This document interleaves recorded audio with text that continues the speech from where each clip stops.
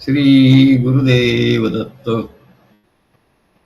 श्रीमद भगवद्गीतेच्या 10व्या अध्यायावर आपलं प्रवचन सुरू आहे. त्यातला आज हा 25वा श्लोक आहे.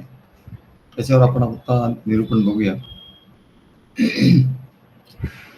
महर्षीणां भृगुरहं गिरामरम् एकमक्षरम् यज्ञानां जपयज्ञोऽस्मि स्थावराणां हिमालयः.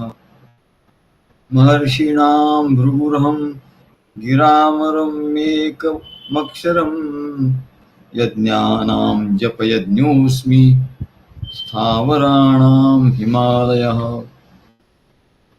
भगवान आपल्या विभूती सांगतायत गीतेमध्ये. या श्लोकात भगवान म्हणतात की जेवढे महर्षी आहेत, सृष्टीच्या सुरुवातीला जे महर्षी उत्पन्न झाले सर्वात आधी, त्या सर्व महर्षींमध्ये मी भृगु ऋषी आहे, म्हणजे भार्गव भृगु ऋषी आहे. आणि गिरा म्हणजे वाणी. गिरामरम्येक अक्षरम म्हणजे गिरा म्हणजे वाणी, आणि वाणीमधून निघणार जे एक अक्षर आहे, एकाक्षरी म्हणजे जो ओंकार आहे, जो ओमचा नाद आहे, तो मी आहे. आणि यज्ञानां जपयज्ञोस्मी म्हणजे यज्ञामध्ये मी जपयज्ञ आहे. आणि स्थावराणाम हिमालयाः आणि अचल, स्थावर म्हणजे अचल पदार्थ, अचल पदार्थामध्ये मी हिमालय पर्वत आहे. तेव्हा महर्षीणां भृगुरहं, मी महर्षींमध्ये भृगु आहे. तेव्हा भृगु ऋषी कोण आहेत त्यांचा परिचय थोडा आपल्याला बघायला पाहिजे. ते भगवान म्हणतात महर्षींमध्ये भृगु आहे म्हणजे काय, हे भृगु ऋषी कोण होते, यांचं महात्म्य काय आहे ते आपल्याला बघायचं आहे. अनेक पुराणांमध्ये, वेदांमध्ये यांचं नाव आहे. फार मोठे ऋषी आहेत. भगवान म्हणतात मी ऋषींमध्ये भृगु आहे. भृगूंचं महात्म्य काय? भृगु हे सप्तर्षी मधले प्रमुख ऋषी आहेत. सप्तर्षी मधले प्रमुख ऋषी आणि ब्रह्मदेवाच्या मनापासून यांचा जन्म झालेला आहे. आणि म्हणूनच भृगूंना भार्गव असंही म्हणतात.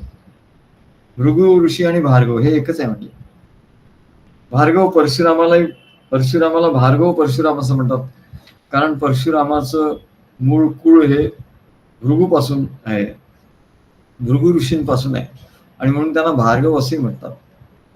आता आमचं गोत्र म्हणजे भार्गव गोत्र आहे.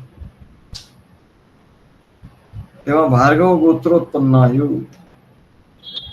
भृगु ऋषींपासून, भार्गव गोत्र म्हणजे भृगु ऋषींपासून आलेलं. आमचे मुंजे झाले तेव्हा आम्हाला वडिलांनी कानामध्ये गायत्री मंत्र सांगितला, आणि ते म्हणाले की आपली ओळख सांगताना दुसऱ्याला आपली ओळख करून देताना कशी ओळख करून द्यायची हे त्यांनी सांगितलं. आमच्याकडे शास्त्री पंडित लोक येत असायचे, आमचे नातेवाईकच शास्त्री पंडित लोक होते. आणि ते म्हणले, ते गमतीने आम्हाला विचारायचे. त्यांना माहिती होतं की याला संस्कृत काही बोलता येत नाही, आणि ते याच्यामध्ये संस्कृत मध्ये बोलायचे. तेव्हा ते आमची गंमत करायचे.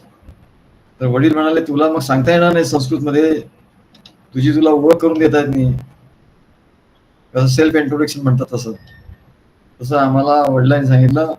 त्यांनी जर असं विचारलं तुझी ओळख काय, तर म्हणजे त्यांना सांगायचं भार्गव गोत्रोत्पन्नायु भार्गव चवन आपनव और्वान जमदग्नी ती पंच प्रवरान्वितात रेमदेव शर्मणा ब्राह्मणा अभिवादयामी. रेमदेव असं आमचं रवरून अक्षर, रेमदेव हे जन्मना होतं. रेमदेव शर्मणा ब्राह्मणा अभिवादयामी.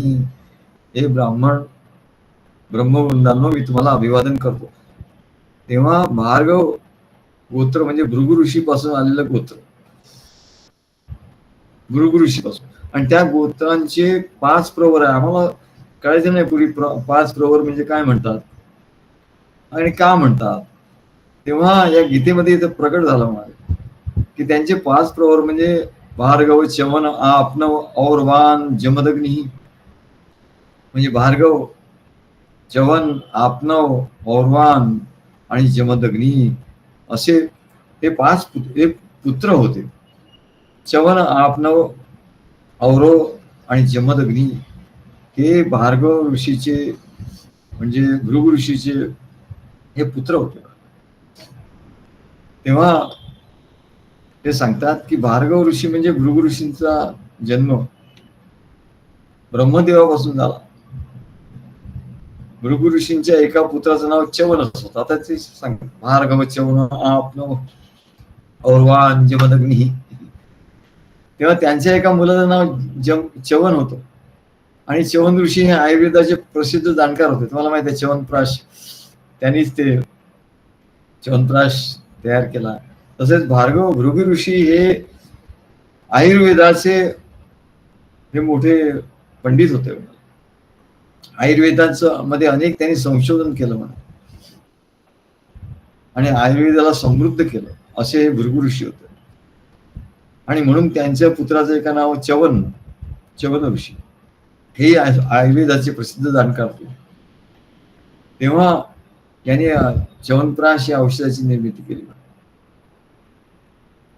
हा दीर्घायुष्यासाठी च्यवनप्राश घेतला जातो, चांगली प्रकृती राहावी म्हणून. तेव्हा च्यवन ऋषी त्यानंतर त्यांचा पुत्र आपनव हा एक पुत्र होता. आणि त्याच्यानंतर औरव हा एक पुत्र होता. आणि त्याच्यानंतर जमदग्नी ऋषी हे एक पुत्र होते. म्हणजे आता आम्हाला कळलं की पंचप्रवर म्हणजे काय. भार्गव, च्यवन, आपनव, औरवान, जमदग्नी इथे पंचप्रवरान गीतात म्हणजे काय अर्थ. तर जेव्हा गीतेवर आमचं हे सुरू झालं तेव्हा आम्हाला लक्षात आलं अरे हे असं आहे. असं हे भार्गव गोत्राचे 5 प्रवर आहेत. आणि त्याच्यानंतर जमदग्नी ऋषी म्हणजे एकदम तापट ऋषी. आणि त्या जमदग्नीचे पुत्र म्हणजे परशुरामाचा अवतार त्या जमदग्नीच्या ऋषींच्या पोटी झाला. तेव्हा त्यांनी 21 वेळा निक्षत्रिय पृथ्वी केली असे परशुराम होते. तेव्हा भृगु ऋषींची एक पत्नी ही ख्याती ही दक्ष प्रजापतीची कन्या होती. आणि गंमत अशी आहे की या ज्या भृगु ऋषी हे देवांच्या पक्षातले होते, देवकुलातले होते. आणि नेमकी त्यांच्या पत्नी ज्या होत्या त्या सर्व पत्नी असुर कुळातल्या होत्या. त्याच्यामुळे त्या असुरांना मदत करीत असत. म्हणून भृगु ऋषींची पत्नी जी ख्याती ही दक्ष प्रजापतीची कन्या होती. आणि हिच्यापासून भृगुला 2 पुत्र आणि 1 कन्या असं झालं. तर ही जी ख्याती होती ही देवांची कन्या होती. आणि म्हणून तिच्या पोटी जी कन्या 2 पुत्र झाले आणि नंतर कन्या झाली ती म्हणजे लक्ष्मी. म्हणजे विष्णूची पत्नी जी लक्ष्मी ती तिच्या आईचं नाव काय होतं ख्याती आणि वडिलांचं नाव होतं दक्ष प्रजापती. यांची कन्या होती लक्ष्मी. आणि तिचा विवाह साहजिकच भगवान श्रीहरी विष्णू यांच्याशी झाला. आणि भृगूची पत्नी ख्याती ही योगशक्ती संपन्न होती, अत्यंत तेजस्वी स्त्री होती. पण तुम्हाला सांगितलं जसं की भृगु ऋषींच्या पत्नी सर्व ह्या असुरांच्या कुळातल्या होत्या आणि म्हणून त्या असुरांना मदत करत असत. ही ख्याती ही योगशक्ती संपन्न होती, तेजस्वी स्त्री होती. आणि देवासुर संग्रामात तिने काय केलं, असुरांना तिने मदत केली. देवासुर संग्रामात असुरांना मरण आल्यानंतर ती काय करायची, ती आपल्या योगशक्तीने त्या असुरांना जिवंत करायची. आणि त्याच्यामुळे भगवान श्रीहरीला तिचा राग आला, सासूचा राग आला, अरे ही काय सर्व असुरांना ती जिवंत करते. आणि म्हणून त्यांनी ख्यातीचा शिरच्छेद केला सुदर्शन चक्राने, तिचं शिर उडवून दिलं. आणि त्यामुळे साहजिकच भृगु ऋषी ही एक क्रोधित झाली हा सगळा वंशच क्रोधित लोकांचा आहे. आमच्या मंडळी म्हणतात तुम्हाला फार राग येतो लगेच. म्हटलं आम्ही भार्गव गोत्रोत्पन्न आहे आहोत ना. आम्हाला राग येतो.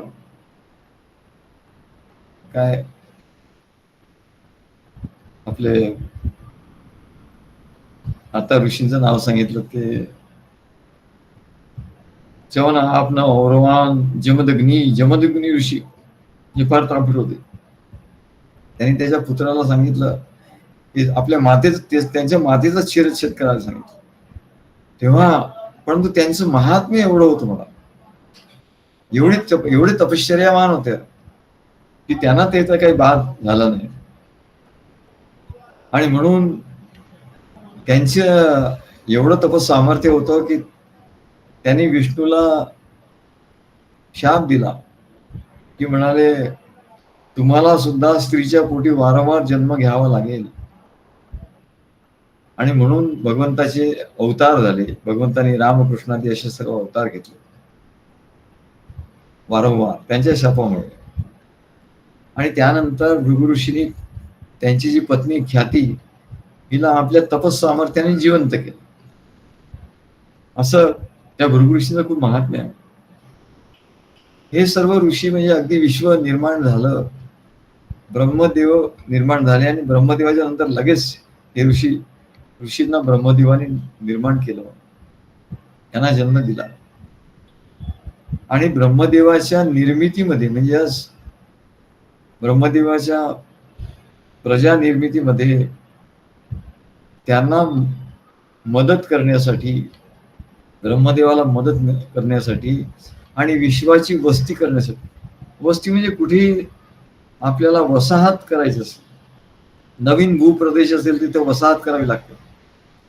तेव्हा नवीन प्रजा निर्माण केल्यानंतर प्रजापती ब्रह्माने काय केलं, त्यांना वसवण्यासाठी गावं निर्माण केली, प्राणी निर्माण केले आणि हे सप्तर्षी निर्माण केले की ज्यामुळे त्यांना मदत करण्यासाठी, त्या विश्वाची वस्ती करण्यासाठी म्हणून मदत होईल. असे 10 मानसपुत्र त्या ब्रह्मदेवाने निर्माण केले. म्हणून त्यांचं नाव होतं अत्री, पुलह, पुलस्त्य, मरीची, अंगिरस, क्रतू, नारद, दक्ष, भृगु आणि वशिष्ठ. या सर्व पुत्रांचा जन्म ब्रह्मदेवाच्या शरीराच्या वेगवेगळ्या भागातून झाला, पण मुख्य म्हणजे त्यांच्या मनापासून झाला. त्यांनी इच्छा केली आणि त्यांचं, म्हणून ते मानसपुत्र असं म्हणतात. भगवान ब्रह्मदेवाच्या त्वचेपासून या भृगु ऋषींची, भार्गव ऋषींची उत्पत्ती झाली असं सांगतात. आणि दक्ष प्रजापती, त्यांचा पहिला जो ऋषी होता दक्ष प्रजापती, तो राजा बनला. आणि भृगूसह इतर सर्व जे ऋषी होते, जे मानसपुत्र होते, ते सगळे आध्यात्मिक मार्गात अग्रेसर झाले. आणि भृगु जगभरात लवकरच एक प्रसिद्ध आणि शक्तिशाली अशी ऋषी बनले. आणि भृगूने दक्षाची मुलगी ख्याती हिच्याशी लग्न केले, आपण सांगितलं आहे. भृगु आणि ख्याती यांना एक मुलगी झाली, ती म्हणजे लक्ष्मी, हे पण सांगितलं. ती समृद्धीची देवता. आणि त्या लक्ष्मीने विष्णूशी लग्न केलं. हे असं कोणाला माहिती नसतं की लक्ष्मी आणि विष्णू सगळ्यांना माहिती असतात, पण ते लक्ष्मी कोणाची मुलगी आहे हे माहिती नाही, तिचे आई वडील कोण हे माहिती नाही. त्याच्यानंतर भृगूला 2 पुत्र झाले, दाता आणि विधाता. आणि त्याच्यानंतर जे प्रसिद्ध मार्कंडेय ऋषी आहे, ज्याने भगवान शंकराच्या पिंडीला आलिंगन दिलं, त्यांना घ्यायला आला तेव्हा यमाने पाय टाकायच्या आधी ते मार्कंडेय ऋषी त्या भगवान शंकराचे एवढे भगवत भक्त होते की ते जाऊन त्यांनी भगवान शिवाच्या पिंडीला आलिंगन दिलं आणि ओम नमः शिवाय, बस.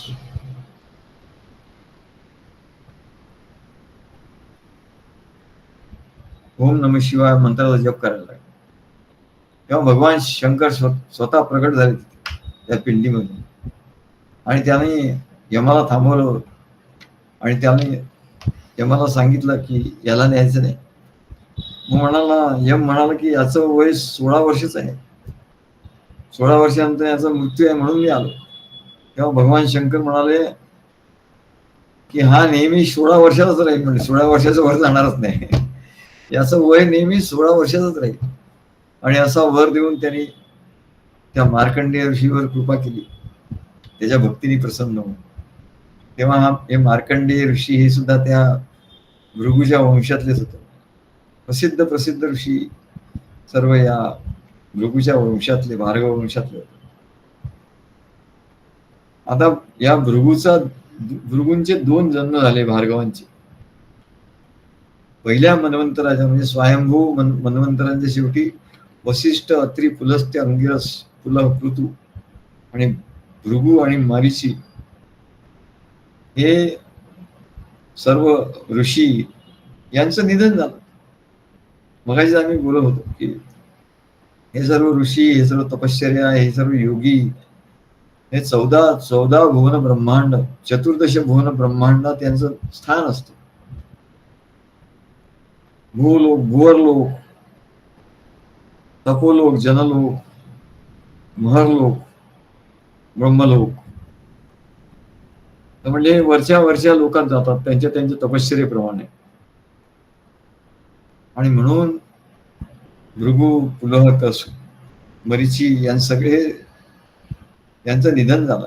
असं निधन झालं म्हणतात, पण ते निधन नाही, त्यांचं निर्वाण झालं. आणि नंतर त्यांना जनलोकात नेण्यात आलं. आधी ते या भूलोकी होते आणि भूलोकातून ते अत्यंत तपस्वी असल्यामुळे ते कुठे गेले? जनलोकात गेले. जनलोकात त्यांना नेण्यात आलं. वशिष्ठ आणि इतर अनेक मन्वंतरासाठी ते जनलोकात राहिले. ते सप्तर्षी सर्व त्या जनलोकात राहिले त्या मन्वंतरापर्यंत. आणि शेवटी त्या मन्वंतराच्या शेवटी वरुणाने एक भव्य ब्रह्मयज्ञ केला आणि त्यात सर्व प्रमुख देवता आणि ऋषींना आमंत्रित केलं. अशा कथा सर्व या ऋषींच्या अनेक पुराणामध्ये आहेत. तेव्हा वरुणाने एक ब्रह्मयज्ञ केला आणि त्या यज्ञाच्या दरम्यान काय झालं, त्या कथातलं रहस्य आपल्याला कळलं पाहिजे. कथातलं रहस्य कळलं नाही की शंका निर्माण होतात आणि लोक अस्वस्थ होतात. असं कसं झालं, देव आणि एवढे ऋषी आणि एवढे मोठे, त्यांनी असं कसं काय केलं हे त्यांना कळत नाही आणि सगळं गोंधळ होतं. एक तर असं लोक करतात त्यांनी केलं म्हणून ते स्वतः करतात, असं नाही. तर त्यांचं म्हणाले अनुकरण करता येत नाही. त्यांचं अनुकरण करण्याचं तर त्यांची एवढी तपश्चर्या, हजारो वर्ष तपश्चर्या करून जनलोकात जाण्याची तुझी हिंमत असेल तर मग त्यांचं तू हे कर म्हणा. पण तपश्चर्याचं तेच काहीच नाही, तर नुसतं त्यांचं अनुकरण करणंही बरोबर नाही. ही जी कथा आहे, वरुणाने भव्य ब्रह्मयज्ञ केला आणि तिथे सर्व प्रमुख देवांना आणि ऋषींना त्यांनी आमंत्रित केलं. आणि यज्ञादरम्यान बघा ही कथा आहे, याचं तात्पर्य आपल्याला बघायचं कसं. हे पुराणात नुसतं कथा दिलेली असतात, पण त्याच्यात त्याचं रहस्य दिलेलं नसतं. आणि म्हणून आम्ही भागवत रहस्य, पुराणांचं रहस्य हे का लिहित असतो. आता ह्या कथेचं रहस्य काय बघा. या यज्ञाच्या दरम्यान काय झालं अशी कथा आहे. हे काही ब्रह्मदेव तिथे आले आणि तिथे काही कुमारिका होत्या. कुमारिका स्त्रिया, सुंदर स्त्रिया होत्या. तेव्हा म्हणले त्यांच्या ब्रह्मदेव त्यांच्या प्रेमात पडले आणि त्यांचे वीर्य बाहेर पडले. मग ब्रह्मदेवाने काय केलं, ते वीर्य यज्ञीत टाकलं, यज्ञाच्या अग्नीत टाकलं आणि त्या वीर्यातून एक एक करून 8 ऋषींनी अग्नीतून पुनर्जन्म घेतले. हे आता जे ऋषी सांगितले, वशिष्ठ आहे, वशिष्ठ आदी सर्व, भृगू, अंगिरा, पुलह, पुलस्त्य, सर्व 8 ऋषींनी त्या अग्नीतून पुनर्जन्म घेतले. आता अशी कथा ऐकून काय होतं, काही लोक त्याला नाव ठेवतात, तुमच्या पुराणात असं लिहिलेलं आहे, बघा तुमचे ऋषी कसे होते, तुमचे देवता कशा होत्या, असा आक्षेप घेतात. पण आपल्याला त्यांना बरोबर उत्तर देता आलं पाहिजे. त्यांना उत्तर देण्यापेक्षा आपल्यालाच कळलं पाहिजे काय. तेव्हा अशी कथा ऐकून अनेकांना मोठा प्रश्न पडतो ते म्हणले ब्रह्मदेव एवढा मोठा तपस्वी काय आणि एवढा भगवंताचा भक्त, आणि भगवंतानी त्याला हंसरूपाने ज्ञान दिलं. बरं, असं अज्ञानी होत, हंसरूपाने ज्ञान दिलं. त्याला हंस गीता असं म्हणतात. एवढा ज्ञानी असून तो कुमारिकांच्या प्रेमात कसा पडला, हा प्रश्न आहे. आता इथे कोणाला प्रश्न पडला नाही आणि पुराणात त्या प्रश्नाचं उत्तर दिलेलं नाही काही. तर हे आमचं उत्तर आम्ही त्याच्यातून शोधून काढलं. तर मुख्य म्हणजे ब्रह्मदेव मुळात प्रजापती होता. ब्रह्मदेव कोण होता? प्रजापती. म्हणजे त्याचं काम काय, की प्रजेची निर्मिती करणं, प्रजेला जन्म देणं, हे त्याचं कार्य होतं. हे त्याचं कार्य करण्यासाठी त्याला काय स्त्री पुरुष या संबंधाची आवश्यकता होतीच. कारण स्त्री पुरुष संबंधाशिवाय प्रजा कशी निर्माण होणार? तो प्रजापती होता. त्याचे कर्तव्य कर्म भगवंताने त्याला कर्तव्य कर्म दिलं होतं आणि भगवंताच्या आज्ञेप्रमाणे तो ते कर्तव्य कर्म पार पाडत होता. तो काही विषयी नव्हता, तो लंपट नव्हता, तो ज्ञानी होता, तो शुद्ध होता, पवित्र होता. एवढे वर्ष त्यांनी तपश्चर्या केली होती. केवढं त्याचं पावित्र्य असेल एवढे वर्षाच्या. आणि भगवंतानी त्याने स्वतः भगवंतानी हंसाचं रूप घेऊन सृष्टीच्या अगदी सुरुवातीची गोष्ट त्याला ज्ञान दिलं. तो पहिला शिष्य आणि ते पहिले गुरु, याला ज्ञान दिलं. तेव्हा म्हणले तो पूर्ण ज्ञानी होता. आणि ज्ञान दिलं याचा अर्थ त्याचा इंद्रियावर पूर्ण ताबा होता, त्याच्या इंद्रियावर. आणि म्हणूनच भगवंतानी त्याला सांगितलं, भगवंतानी त्याला काय सांगितलं, हंसगीता सांगितली. आणि भगवंतानी त्याला सांगितलं की तुझ्याकडून प्रजेची उत्पत्ती होणार आहे. तुझ्याकडून ही मनुष्य प्राण्यांची सगळी प्रजा, सगळ्या प्राण्यांची आणि शिवाय मनुष्य प्राण्यांची सगळी प्रजा तुझ्याकडून निर्माण होणार आहे. आणि ती सहज होणार आहे. तू काही टेन्शन घेऊ नको. म्हणजे आम्ही लोकांना सांगतो यज्ञ करा, कसं होईल काय होईल हे टेन्शन घेऊ नको. तसं भगवंतानी त्याला सांगितलं की म्हणले अरे तुझंच कामच आहे. म्हणले तुझ्याकडून ही प्रजेची उत्पत्ती सहज होईल. म्हणले ते कशी होते काय होते याच्याकडे फक्त बघत राहा. तू त्याचा अहंकारही घेऊ नको की मी हे केलं, प्रजोत्पत्ती केली. अहंकार गेला तरी तुझं अधपतन होईल. आणि कमीपणा घेऊ नको की मी त्या कुमारिकांचं असं झालं मग ते तसं झालं आणि याचा कमीपणा घेतो. ब्रह्मदेवाने काही कमीपणा पण घेतला नाही, कारण त्याला माहिती त्याचं एक कामच आहे प्रजोत्पत्ती. आता या निमित्ताने जशी प्रजोत्पत्ती झाली त्याला काय करणार. पण त्याच्यातून प्रजा कुठली उत्पन्न झाली तर 8 ऋषी, 8 नुसते ऋषी नाही, महर्षी, एकापेक्षा एक 8 असे महर्षी निर्माण झाले. म्हणजे साधी गोष्ट आहे का? जे विषयांध लोक असतात त्यांना तीच बाजू दिसते. ह्या कथेची 2 बाजू आहेत. एक बाजू म्हणजे कुमारिका आणि त्यांच्या प्रेमात पडला, ही बाजू ब्रह्मदेव. आणि हे कोणाला दिसतं तर म्हणले जे लोक विषयांध आहेत, त्यांना विषयच आवडतात, त्यांना ही चटकदार कथा आवडतात. आणि ते आरोपण करतात ब्रह्मदेव की काय म्हणले, म्हणजे तो आमचा सांगणार आमच्यासारखाच झाला म्हणा काय की त्यांनी तसं केलं, आम्ही तसंच केलं असतो, त्यांनी तसं केलं, मग काय काय उपयोग आहे म्हणलं, असं त्याच्यावर आरोप करतो. पण हे बघत नाही की तो काही मुद्दाम त्या कुमारिकांच्या ह्याच्यात झाला असं नाही. त्याला ईश्वरी प्रेरणेने तो हे झाला. आणि ईश्वरी प्रेरणा झाल्यामुळे त्याच्या करून त्यांनी ते वीर्य त्या अग्नीमध्ये हवन केलं आणि त्याच्यातून 8 ऋषी निर्माण झाले. असं कोणी ताकद आहे का करण्याची? नाही म्हणा. तेव्हा हे भगवंताच्या इच्छेने झालं, त्याचे ब्रह्मदेवाच्या इच्छेने नाही झालं. भगवंतांनी त्याला सांगितलं तुझी इच्छा असो नसो.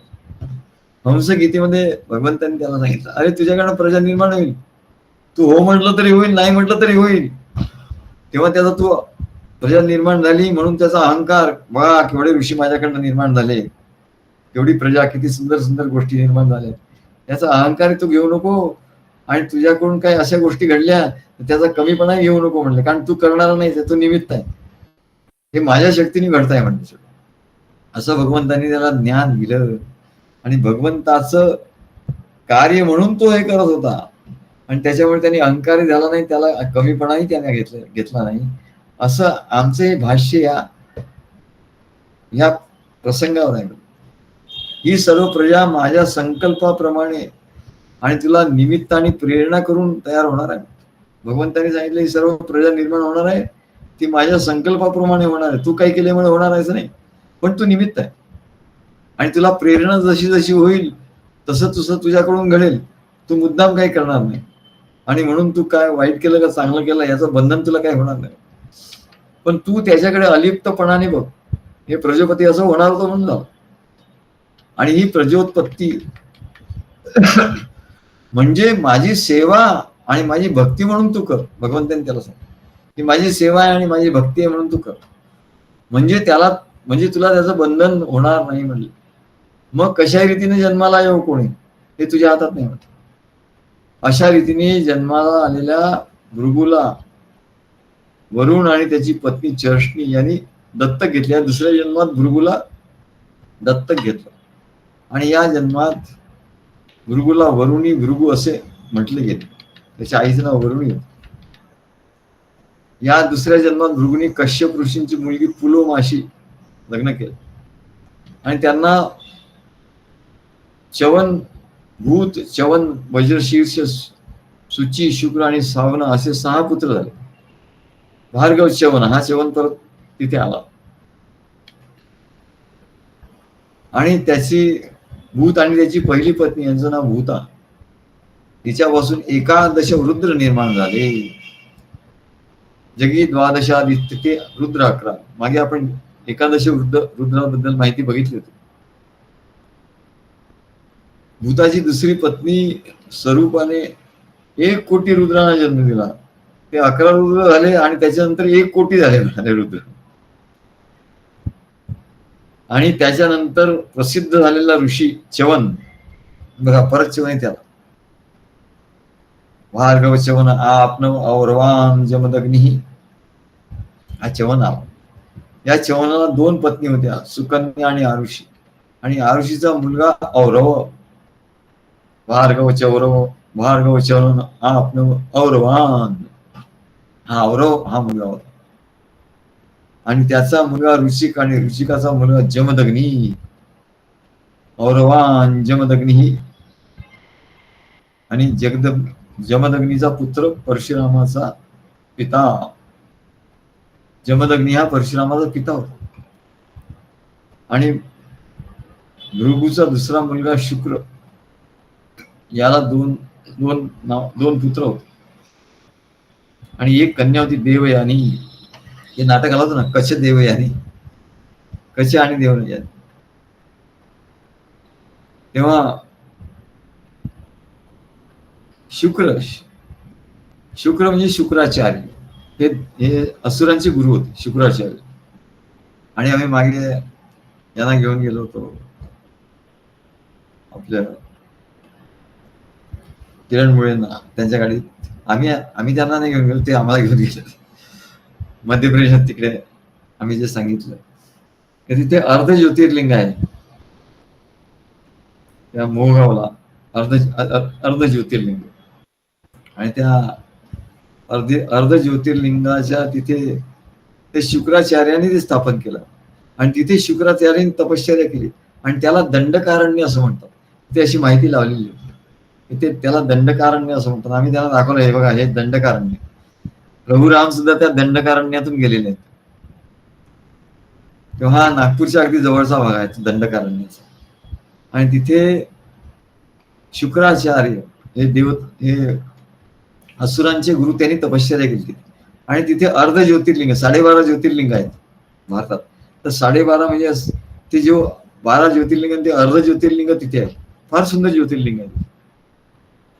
आणि हे शुक्राचार्य, त्यांना देवयानी नावाची मुलगी होती. आणि कच हा देवता बृहस्पतीचा मुलगा, तो शुक्राचार्यांच्या घरी आला. त्याला पाठवलं खास संजीवनी विद्या. शुक्राचार्याला संजीवनी विद्या ज्ञात होती. आणि त्याच्यामुळे शुक्राचार्य जे असुर या संग्रामामध्ये मरण पावले, त्यांना परत संजीवन द्यायचे ते संजीवनी विद्येने. तर ही संजीवनी विद्या काय आहे हे शिकण्यासाठी त्या कचाला शुक्राचार्यांच्या घरी पाठवलं. मग त्यांचं आणि देवयानीचं प्रेम झालं वगैरे वगैरे, ते पुराणात कथा आहे. त्याच्यानंतर च्यवनाचा जन्म झाला. या दुसऱ्या जन्मात भृगूंनी पुलोमाशी लग्न केलं आणि ही सुद्धा असुरच होती म्हणाली. आणि त्यांचं लग्न झाल्यानंतर पुलोमा गर्भवती झाली आणि त्याला पुलोमापासून च्यवन नावाचा पुत्र झाला. असं हे भार्गव च्यवन आपन औरवान जमदग्नी आणि पुढे भार्गव परशुराम इथपर्यंतच या कुळाची माहिती आहे. आता हे भृगु ऋषी, आपण भृगु ऋषींचं चरित्र का बघतो, त्याचं महात्म्य केवढं महात्म्य आहे त्यांचं, तरी आपण थोडक्यात बघितलं. आणि म्हणून भगवान काय म्हणतात, महर्षीनाम भृगुरहम, महर्षींमध्ये मी भृगु आहे म्हणा. सगळ्यात प्रसिद्ध असा भृगु ऋषी, सर्वात तपस्वी, सर्वात शक्तिमान असा. भागवत पुराणामध्ये कथा आहे म्हणा की 3 त्रिमूर्ती म्हणजे ब्रह्मा विष्णू महेश यांची परीक्षा घ्यायची. तर म्हणले सरस्वती नदीच्या काठावर असे ऋषी जमले होते आणि यज्ञ करीत होते. आणि यज्ञामध्ये त्यांना असा प्रश्न पडला की ब्रह्मा विष्णू आणि महेश यांच्यामध्ये श्रेष्ठ कोण, असा त्यांना प्रश्न पडला. आणि त्याच्यामुळे जसं आपण त्या पंचदेवांची पूजा करतो, मध्ये विष्णू आहे आणि विष्णू हे प्रमुख आहेत, तेव्हा यज्ञामध्ये त्यांना पूजा करायची होती. तर श्रेष्ठ देव कोण, त्यांना प्रश्न पडला. तर काही म्हणाले ब्रह्मदेव श्रेष्ठ, काही म्हणले भगवान शिव हे श्रेष्ठ आहेत, काही म्हणाले भगवान विष्णू हे श्रेष्ठ आहेत. तेव्हा भृगु ऋषींकडे हे काम दिलं त्यांनी, कारण भृगु ऋषी म्हणजे फायर ब्रँड हल्लीच्या शब्दात very bold and fire brand अशी ऋषी होते. त्यामुळे त्यांना सांगितलं की तुम्ही सत्य काय आहे ते सत्य काय ते शोधून काढा. काय ब्रह्मदेव मोठी श्रेष्ठ आहे का विष्णू श्रेष्ठ आहे की शिव सत्य श्रेष्ठ आहे, हे तुमच्याकडे म्हणाले आम्ही काम देतो. तुम्ही म्हणले एकदम बिंदास आणि तुम्हाला कोणाची काय भीती नाही म्हणाला. त्यांच्याकडे भीती नाहीच, भीती हा शब्दच नाही. तेव्हा म्हणले तुम्ही जा आणि या तिघांची परीक्षा घ्या. तेव्हा भृगु ऋषी प्रथम ब्रह्मदेवाच्या निवासस्थानात गेला सत्यलोकात. आता भृगु ऋषी खरं ब्रह्मदेवाचे मानसपुत्र, म्हणजे वडिलांची परीक्षा घ्यायला ते गेले आधी. ब्रह्मदेवाच्या निवासस्थानात सत्यलोकात ब्रह्मलोकात गेले. बघा त्यांचं महात्म्य बघा. ते या 14 भुवनांचं ब्रह्मांड, अरे असं जाता येत नाही म्हणले. बाकीचे ऋषी जनलोकापर्यंतच गेले, हे थेट म्हणले त्या ब्रह्मलोकात गेले. एवढं त्यांच्या तपाचं सामर्थ्य होतं. तर भगवंताला सांगायचं केवढे सामर्थ्यवान ऋषी होते. आणि म्हणून महर्षीनाम भृगुरहम, महर्षींमध्ये मी भृगु आहे असंच ते सांगतो. सत्यलोकात गेलं, तिथे त्यांचे वडील ब्रह्मदेव हे किती नम्र आहे त्याची परीक्षा त्यांनी घेतली.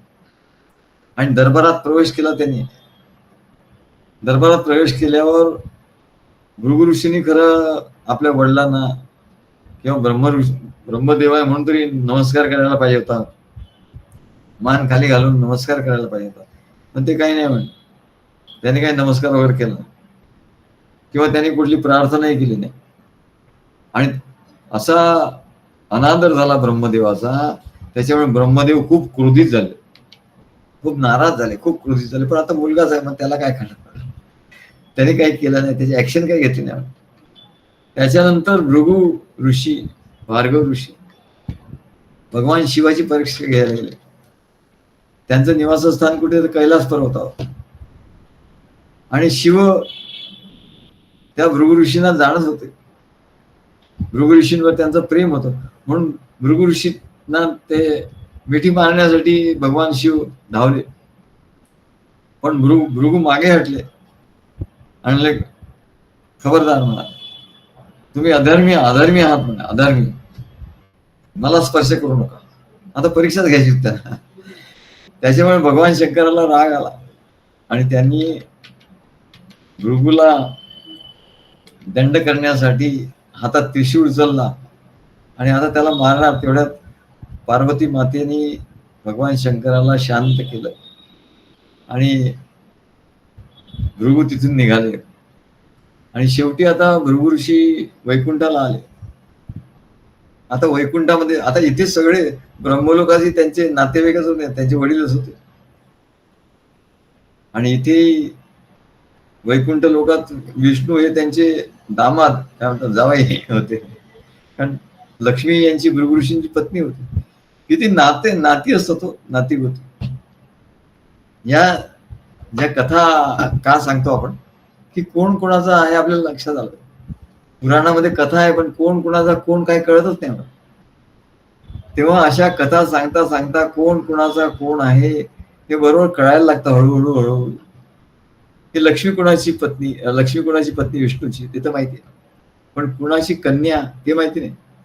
ही भगवान भृगु ऋषी यांची कन्या आणि ती विष्णूला दिली, म्हणजे विष्णू त्यांचे जावई झाले. तेव्हा वैकुंठ लोकात गेले. बघा वैकुंठ लोकात कोण जातो सदैव असा तो वैकुंठ लोकात.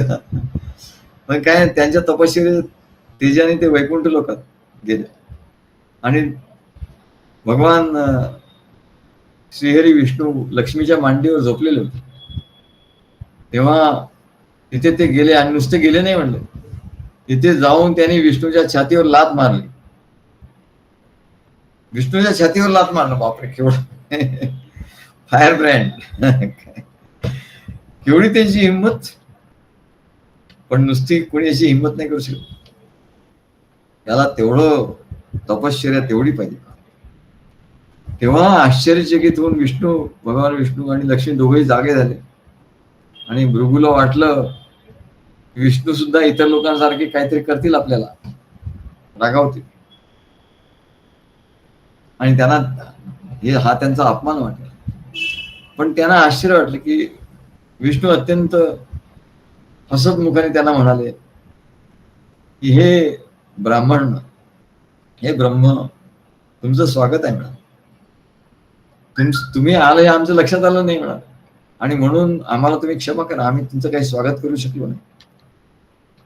आणि तुम्ही म्हणजे जो त्यांनी लात मारली असा शब्द नाही वापरला, म्हणजे तुमच्या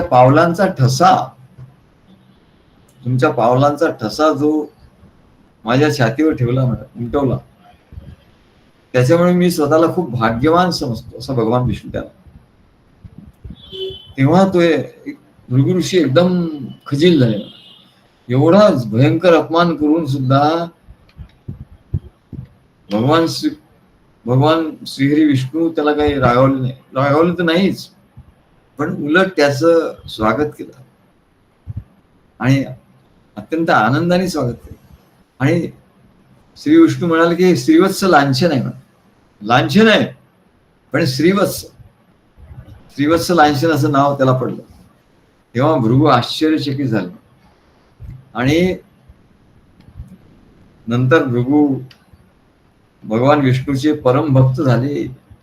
त्यांचं अंतःकरण भरून आलं, त्यांचे डोळे भरून आले आणि ते विष्णूचे महान भगवत भक्त झाले.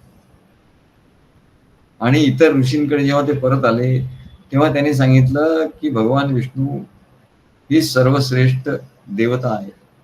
या त्रिमूर्तीपैकी सगळ्यात श्रेष्ठ म्हणजे भगवान विष्णू.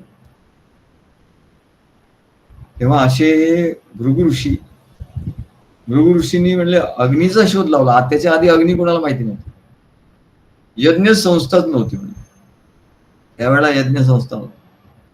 बस लोक कोणाचा जन्म झाला की तो लगेच ध्यानस्थ होत असे आणि ध्यानातून तो परमात्मा स्वरूप होऊन जात असे.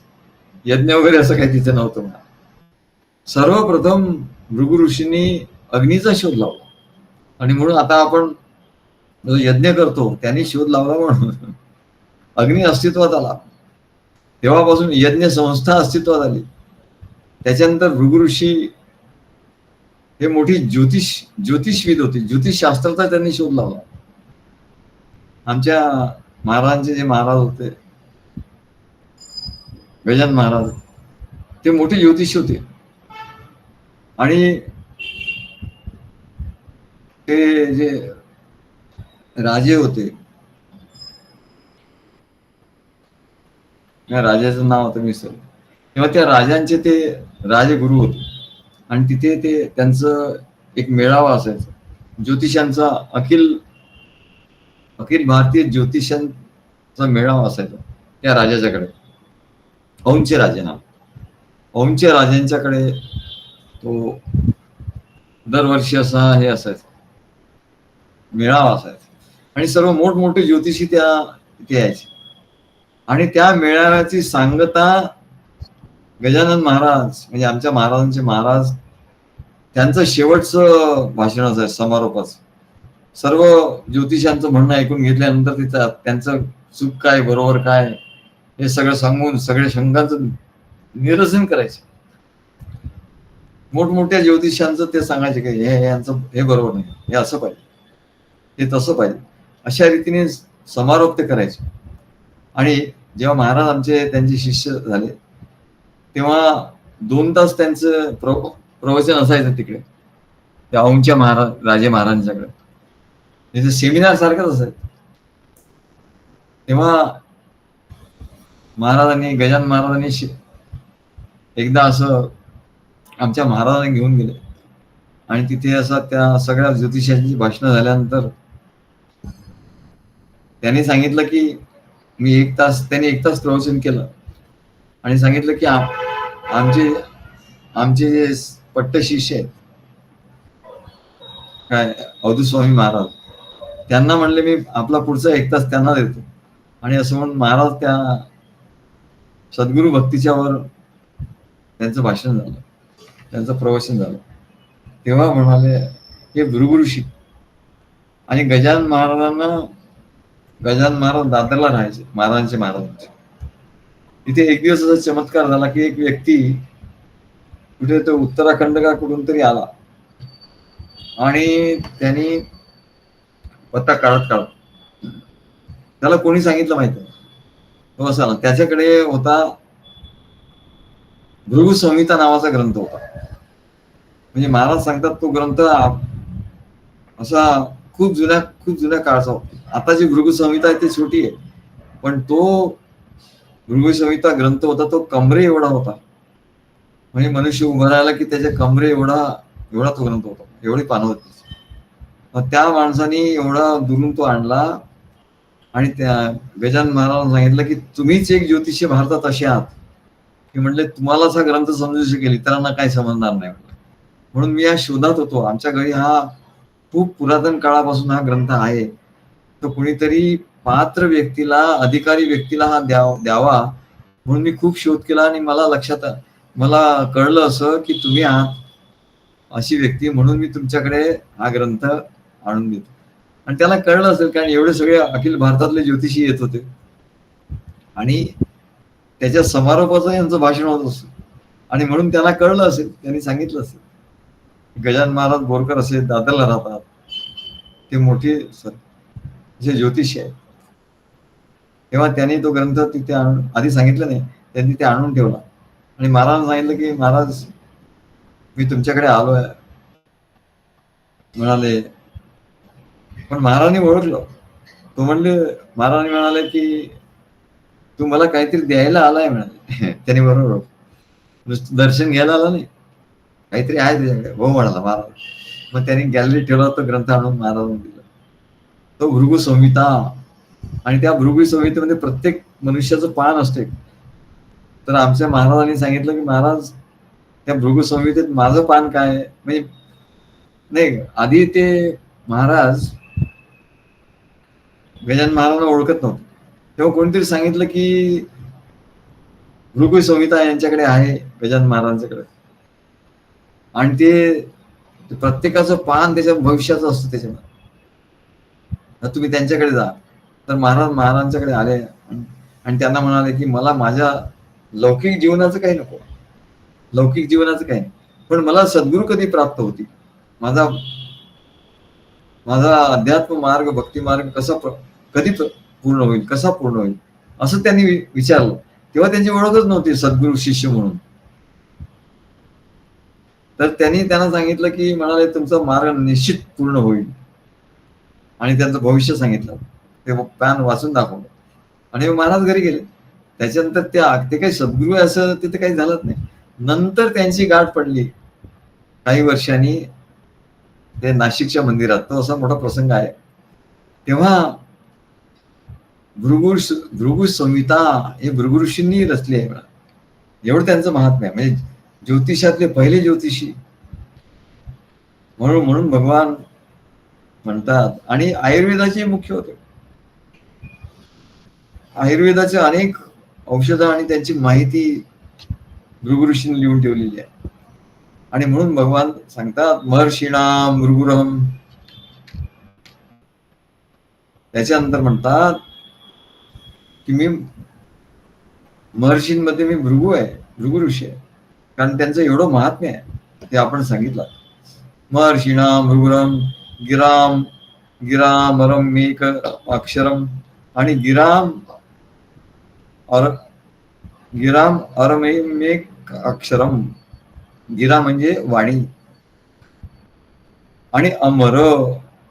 गिराम अमर म्हणजे गिराम अमर आणि अमृत अमर आहे. असं अमर असणार अमरम एकम अक्षरम असं विग्रह आहे. तर गिरा म्हणजे वाणीमध्ये अमर असणार असं पहिलं जे अक्षर आहे, एकमेव अक्षर आहे, ते कुठलं आहे? ते मी आहे असं भगवान सांगता. तेव्हा ते अक्षर कुठलं आहे? तर ओम हे अक्षर आहे. म्हणजे ओम या एकाक्षरी मंत्राने भगवंताच्या निराकार आणि साकार दोन्ही स्वरूपाची साधना करता येते. ओम हे नुसतं निराकार परमात्म्याचं वर्णन नाही. ओम हे भगवंताचं नाव आहे, परमेश्वराचं नाव आहे. ओम हे ब्रह्माचं नाव आहे. ओम इत्ते एकाक्षरम ब्रह्म. एकाक्षरी ब्रह्म आहे असं. या एकाक्षरी मंत्राने भगवंताच्या निराकार म्हणजे ब्रह्मस्वरूप, निराकार ब्रह्म हे निराकार आहे आणि साकार स्वरूपाची साधना, दोन्हीची साधना करता येते. ओम हे असं अक्षर आहे की ज्याने निराकार आणि साकार या दोन्ही स्वरूपाची साधना करता येते. हे या शब्दाचं महात्म्य आहे. आणि म्हणून भगवान म्हणतात की या गिरेमध्ये म्हणजे या वाणीमध्ये मी ओंकार आहे. ओंकार नादातून प्रथम परमाणू निर्माण होतो. ओंकार नादातून ही सृष्टी कशी निर्माण होते? तर परमाणू निर्माण होतात. आणि आता सायंटिस्ट सुद्धा म्हणायला लागले हो परमाणू मधून, नादामधून परमाणू निघाले आणि त्या परमाणू फिरतात आणि त्यांच्या गतीमुळे, परमाणूंच्या गतीमुळे, त्यांच्या एकमेकाच्या संयोगामुळे काय होतं? तर या स्थूल जगाची, सृष्टीची उत्पत्ती होते. तर हे स्थूल सृष्टी जे दिसते आपल्याला ते स्थावरलेलं असं म्हणतो की ती टिकलेली आहे. ते बदल होताना दिसत नाही, पण खरोखर त्याच्यात बदल होत असतो. कारण परमाणूंची जी संरचना असते, सायन्समध्ये सुद्धा परमाणूंची संरचना असं ते प्रत्येक क्षणाला बदलत जाते. मनुष्याचा देह सुद्धा प्रत्येक क्षणाला नवीन असतो. प्रत्येक क्षण यो नवताम पैकी. तेव्हा ब्रह्मांडात हा ओमचा नाद अखंडपणे सुरू आहे म्हणा. आणि संत सत्पुरुष तो नाद ऐकत असतो. सद्गुरू तो नाद ऐकत असतो. आता आम्ही बोलतोय तर आम्ही नाद ऐकतोय आणि ऐकतोय म्हणून आम्हाला आपोआप स्फूर्ती होते. आता आम्ही तुमच्याशी बोलतोय, हे काय सांगतोय, पण नाद सुरू आहे. नाद कानामध्ये नाद सुरू आहे. तेव्हा म्हणले या नादाची उत्पत्ती होती आणि नादामधून अखंड नाद आहे.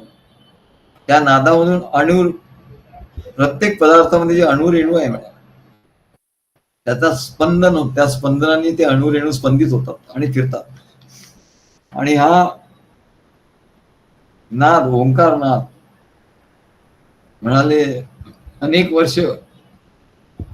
वर्ष सक्रिय राहत आणि शेवटी त्या ओंकार नादातच ही सृष्टी त्याच्यातून निर्माण होते आणि त्याच्यातच विलीन होते. आणि सृष्टी विलीन झाल्यानंतर तो नादही परमात्मा स्वरूपात विलीन होतो. दोन अशा अवस्था आहे की ज्या अवस्थामध्ये हा नाद अखंड आहे, याला अखंड नाद असं म्हणतात. आणि ऋषी मुनी त्याचं अनुसंधान करतात. नादानुसंधान समाधीमेकम, नादाच्या अनुसंधानाने समाधी साध्य होते.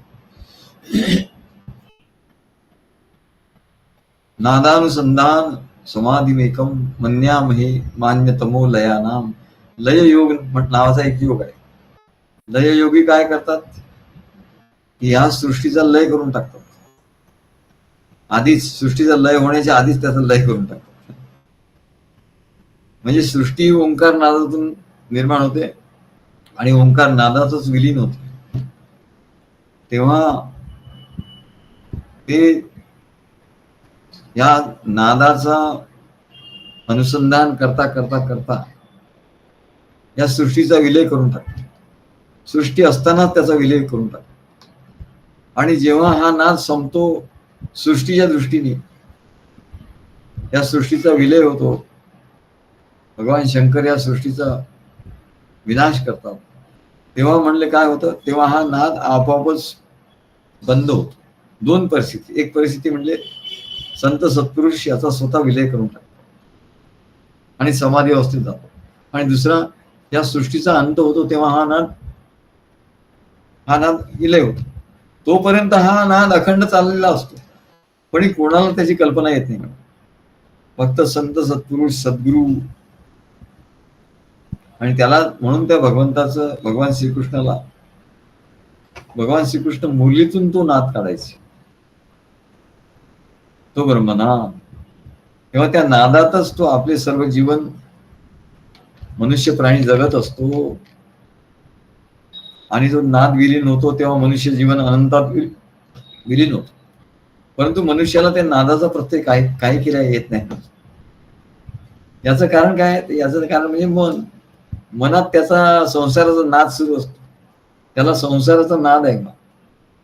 आणि संसाराचे अनेक विचार, अनेक नाद त्याच्या ठिकाणी असतात, अनेक कोलाहल असतात. त्याला हा भगवंताचा ओंकाराचा नाद कसा ऐकायला येणार? तेव्हा लोक ओंकार म्हणजे ओम असं ओंकाराचा नाद करतात, ओम. हा खरा ओंकार नाही, खरा ओंकार वेगळाच आहे. खरा ओंकार हा सुरूच आहे. म्हणले तुला ओम करण्याची गरजच नाही म्हणले. पण तुला तो नाद, सहज असलेला नाद येत नाही म्हणून तुला ओम म्हणावं वाटतं. खरं म्हणाले ब्रह्म हे नादमय आहे. ब्रह्माच्या ठिकाणचा नाद म्हणजे चैतन्याचं स्फुरण. चैतन्याचं स्फुरण झालं आणि म्हणून तो नाद निर्माण झाला. मग सद्गुरूंनी जे मंत्र देतात, सद्गुरू मंत्र देतात, पण त्याचा महिमा कोणाला कळत नाही. बस मंत्र दिलाय त्याचा कधी आपलं त्याचा केला, कधी नाही केला, कसाही केला, किती केला, काही त्याचं कोणाला महात्म्य माहिती नसतं. पण हा जो नाद आहे म्हणा, सद्गुरूंनी दिलेला जो जप आहे, जो मंत्र आहे, त्या मंत्राचा जप जर बरोबर केला, नित्यक्रमाने केला, ते एक दिवस त्या नादाचा प्रत्यय येतो. आणि आता हा प्रत्यय आम्ही घेतला म्हणतो असं सांगतो की सद्गुरूंनी आम्हाला जे मंत्र दिला त्याचा आम्ही जप केला अनेक वर्षानुवर्ष नियमाने केला, प्रेमाने केला. आणि म्हणून आमच्या ठिकाणी तो नाद प्रगट झाला. एक दिवस अचानक प्रगट झाला. या सगळ्या गोष्टी अचानक होतात. म्हणजे ह्या सद्गुरूंनी जो मंत्र दिला त्याच्या जपाने. ओंकार कसा? ओंकार म्हणजे काय?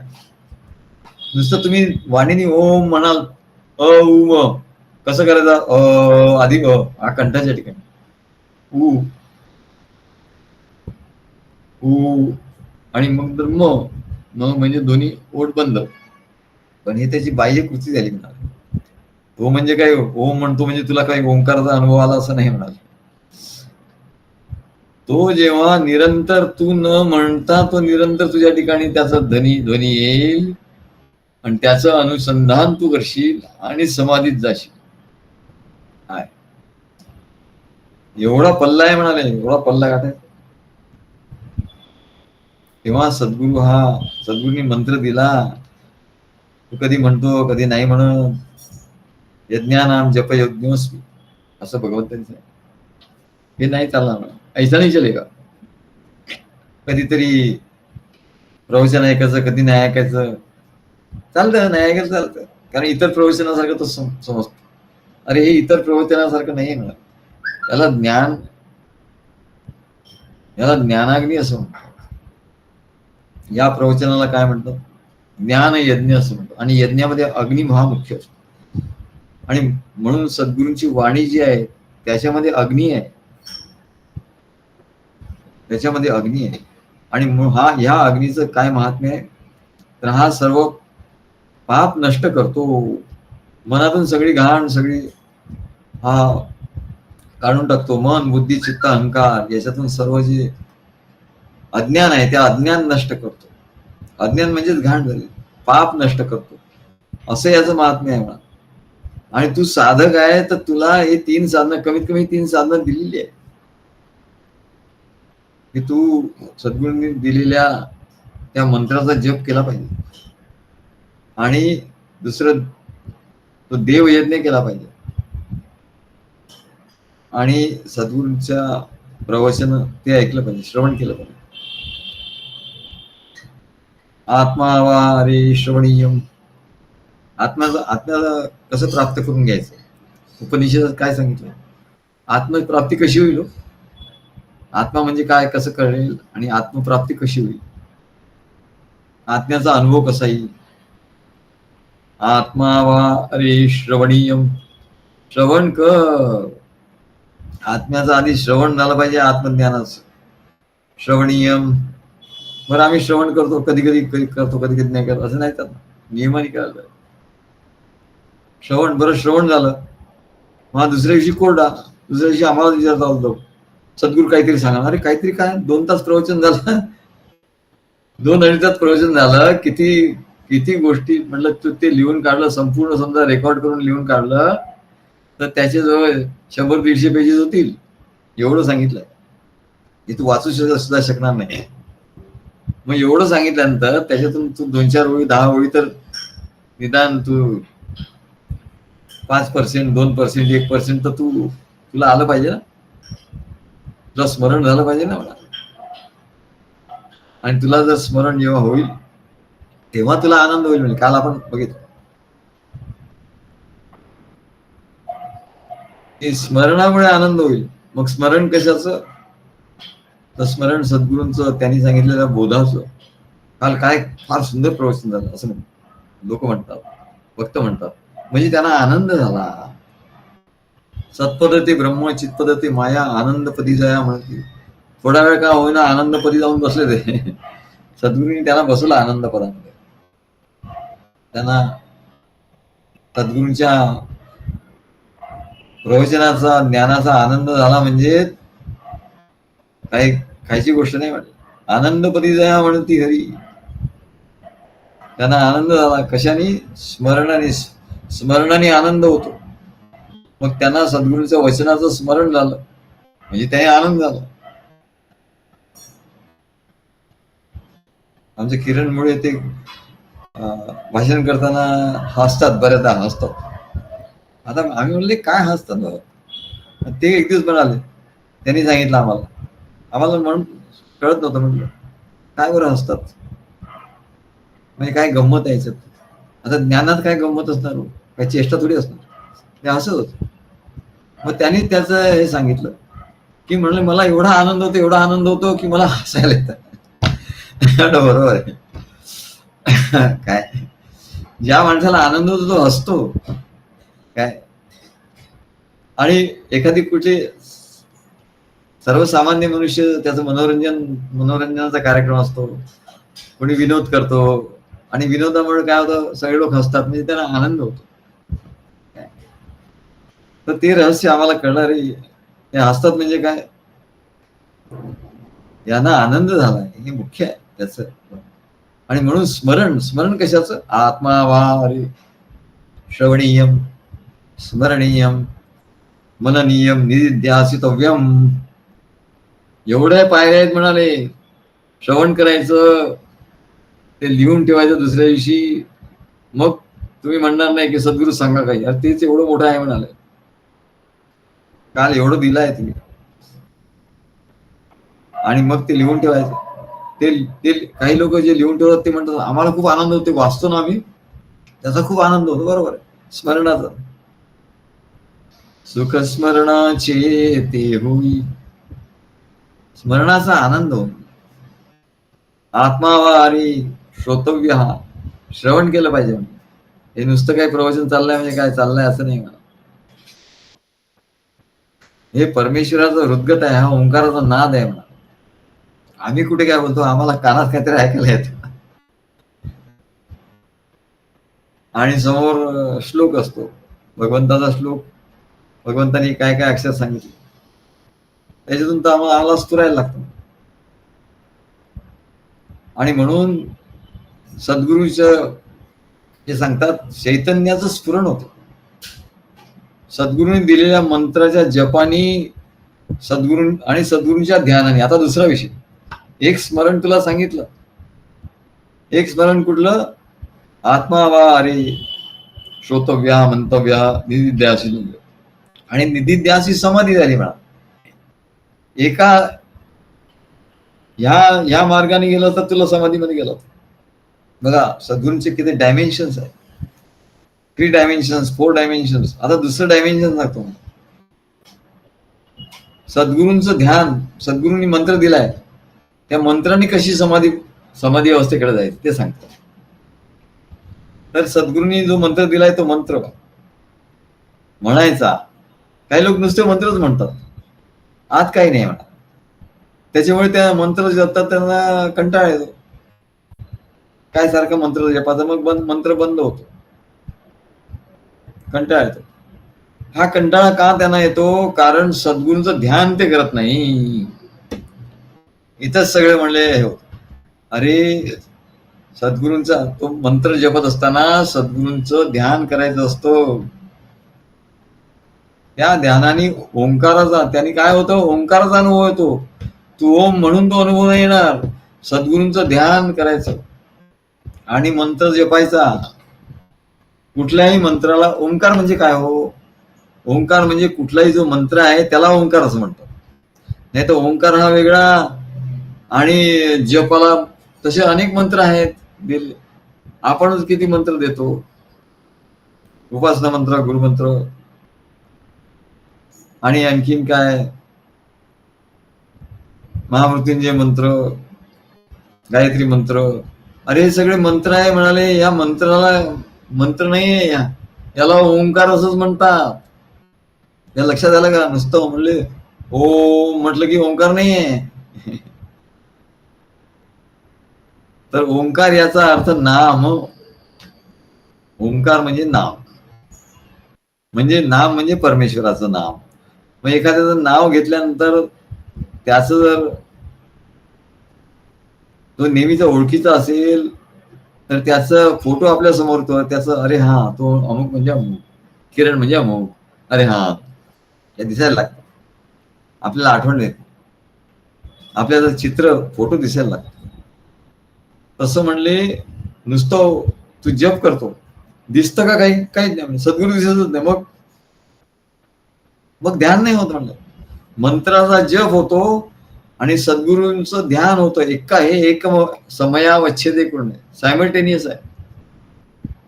ही कृती सायमल्टेनियसली आहे, नाही तर तुला कंटाळा येईल.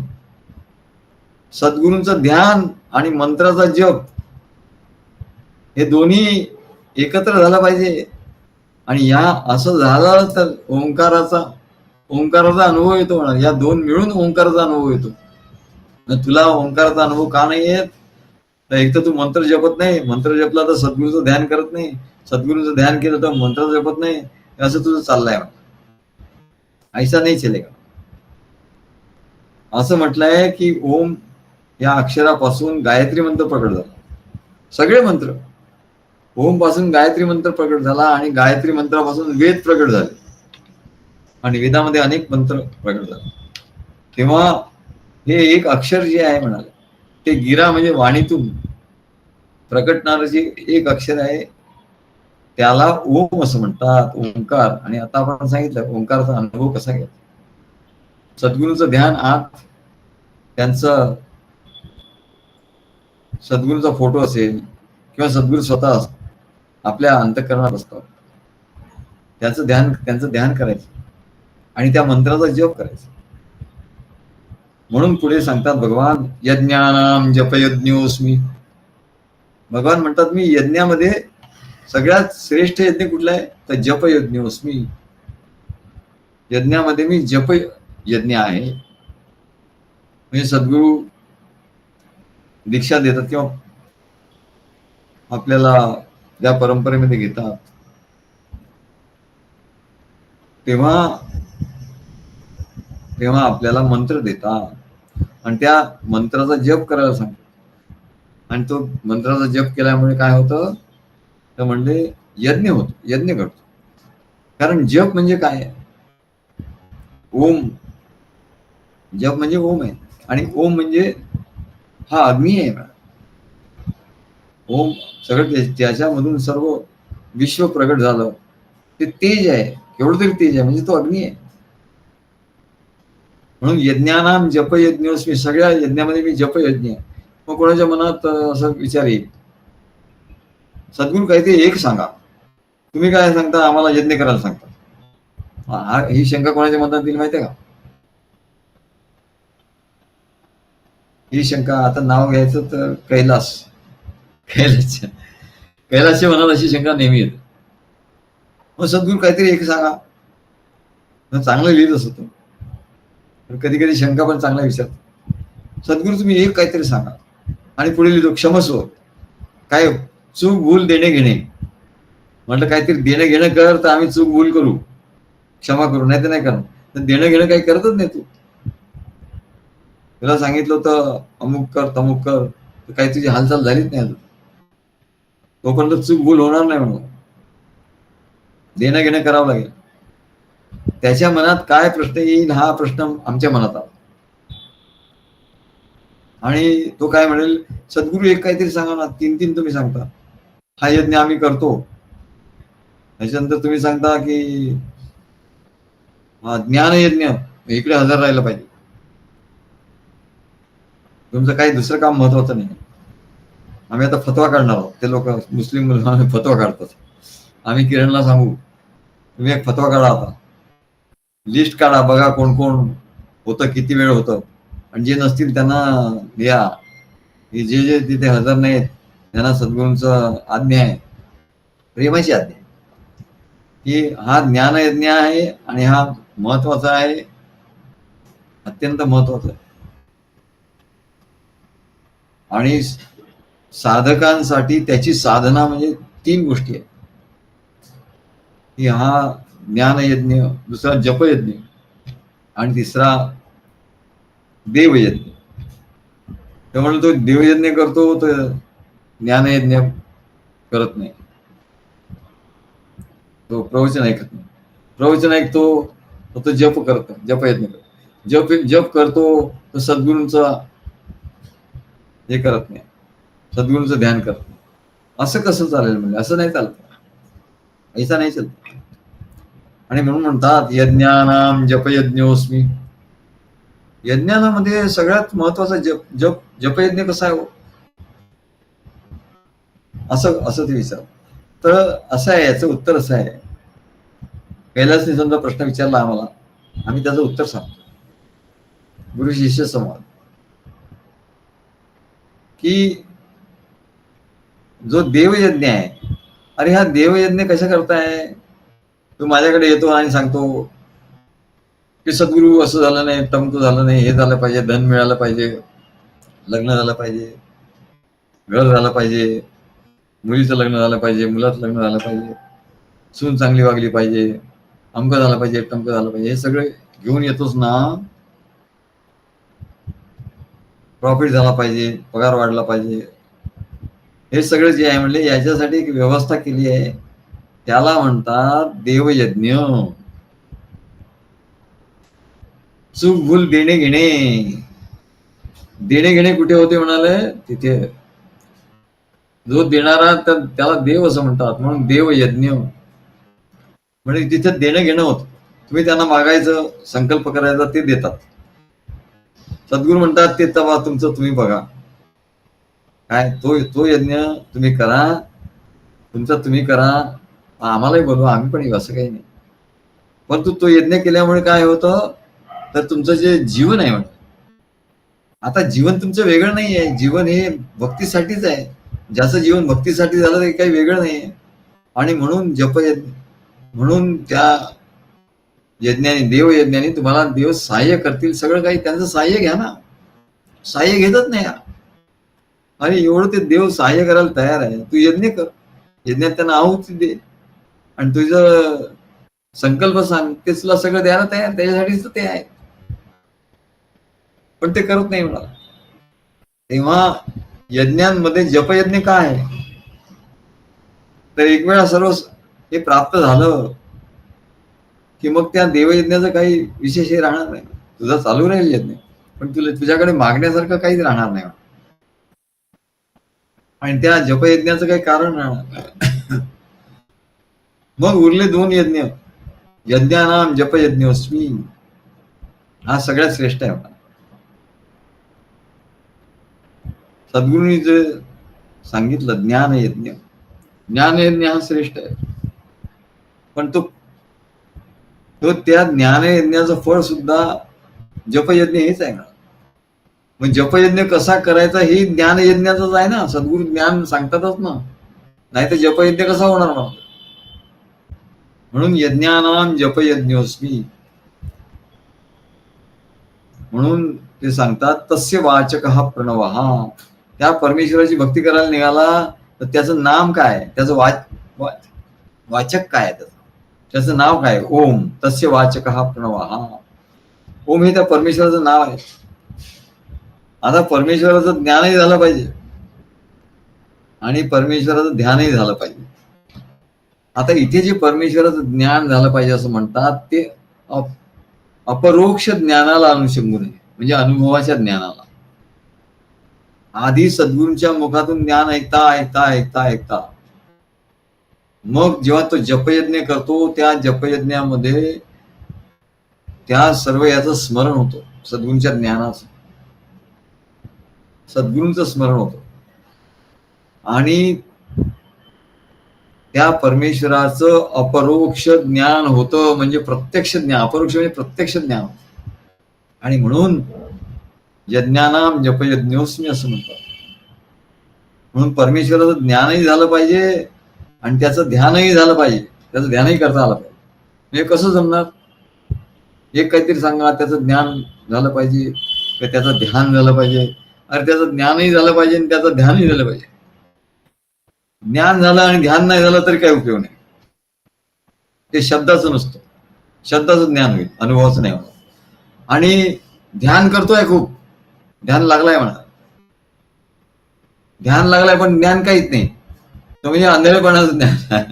त्या ज्ञानाने कुठेच नाही म्हणा. कहा गे काही नाही, क्या लाया कुछ नाही असं म्हणून. ध्यानातून बाहेर आल्यावर त्याला लोकांनी विचारलं काय झाला, काहीच नाही. तेव्हा भक्ताला दोन्ही पाहिजे आहे. काय? असं एक मंत्र पाहिजे, असं एक नाव पाहिजे आहे की जिथे परमेश्वराचं ज्ञानही होईल, म्हणजे अपरोक्ष, परोक्ष ज्ञान झालं, आणि त्याला त्याचं ध्यानही करता आलं पाहिजे.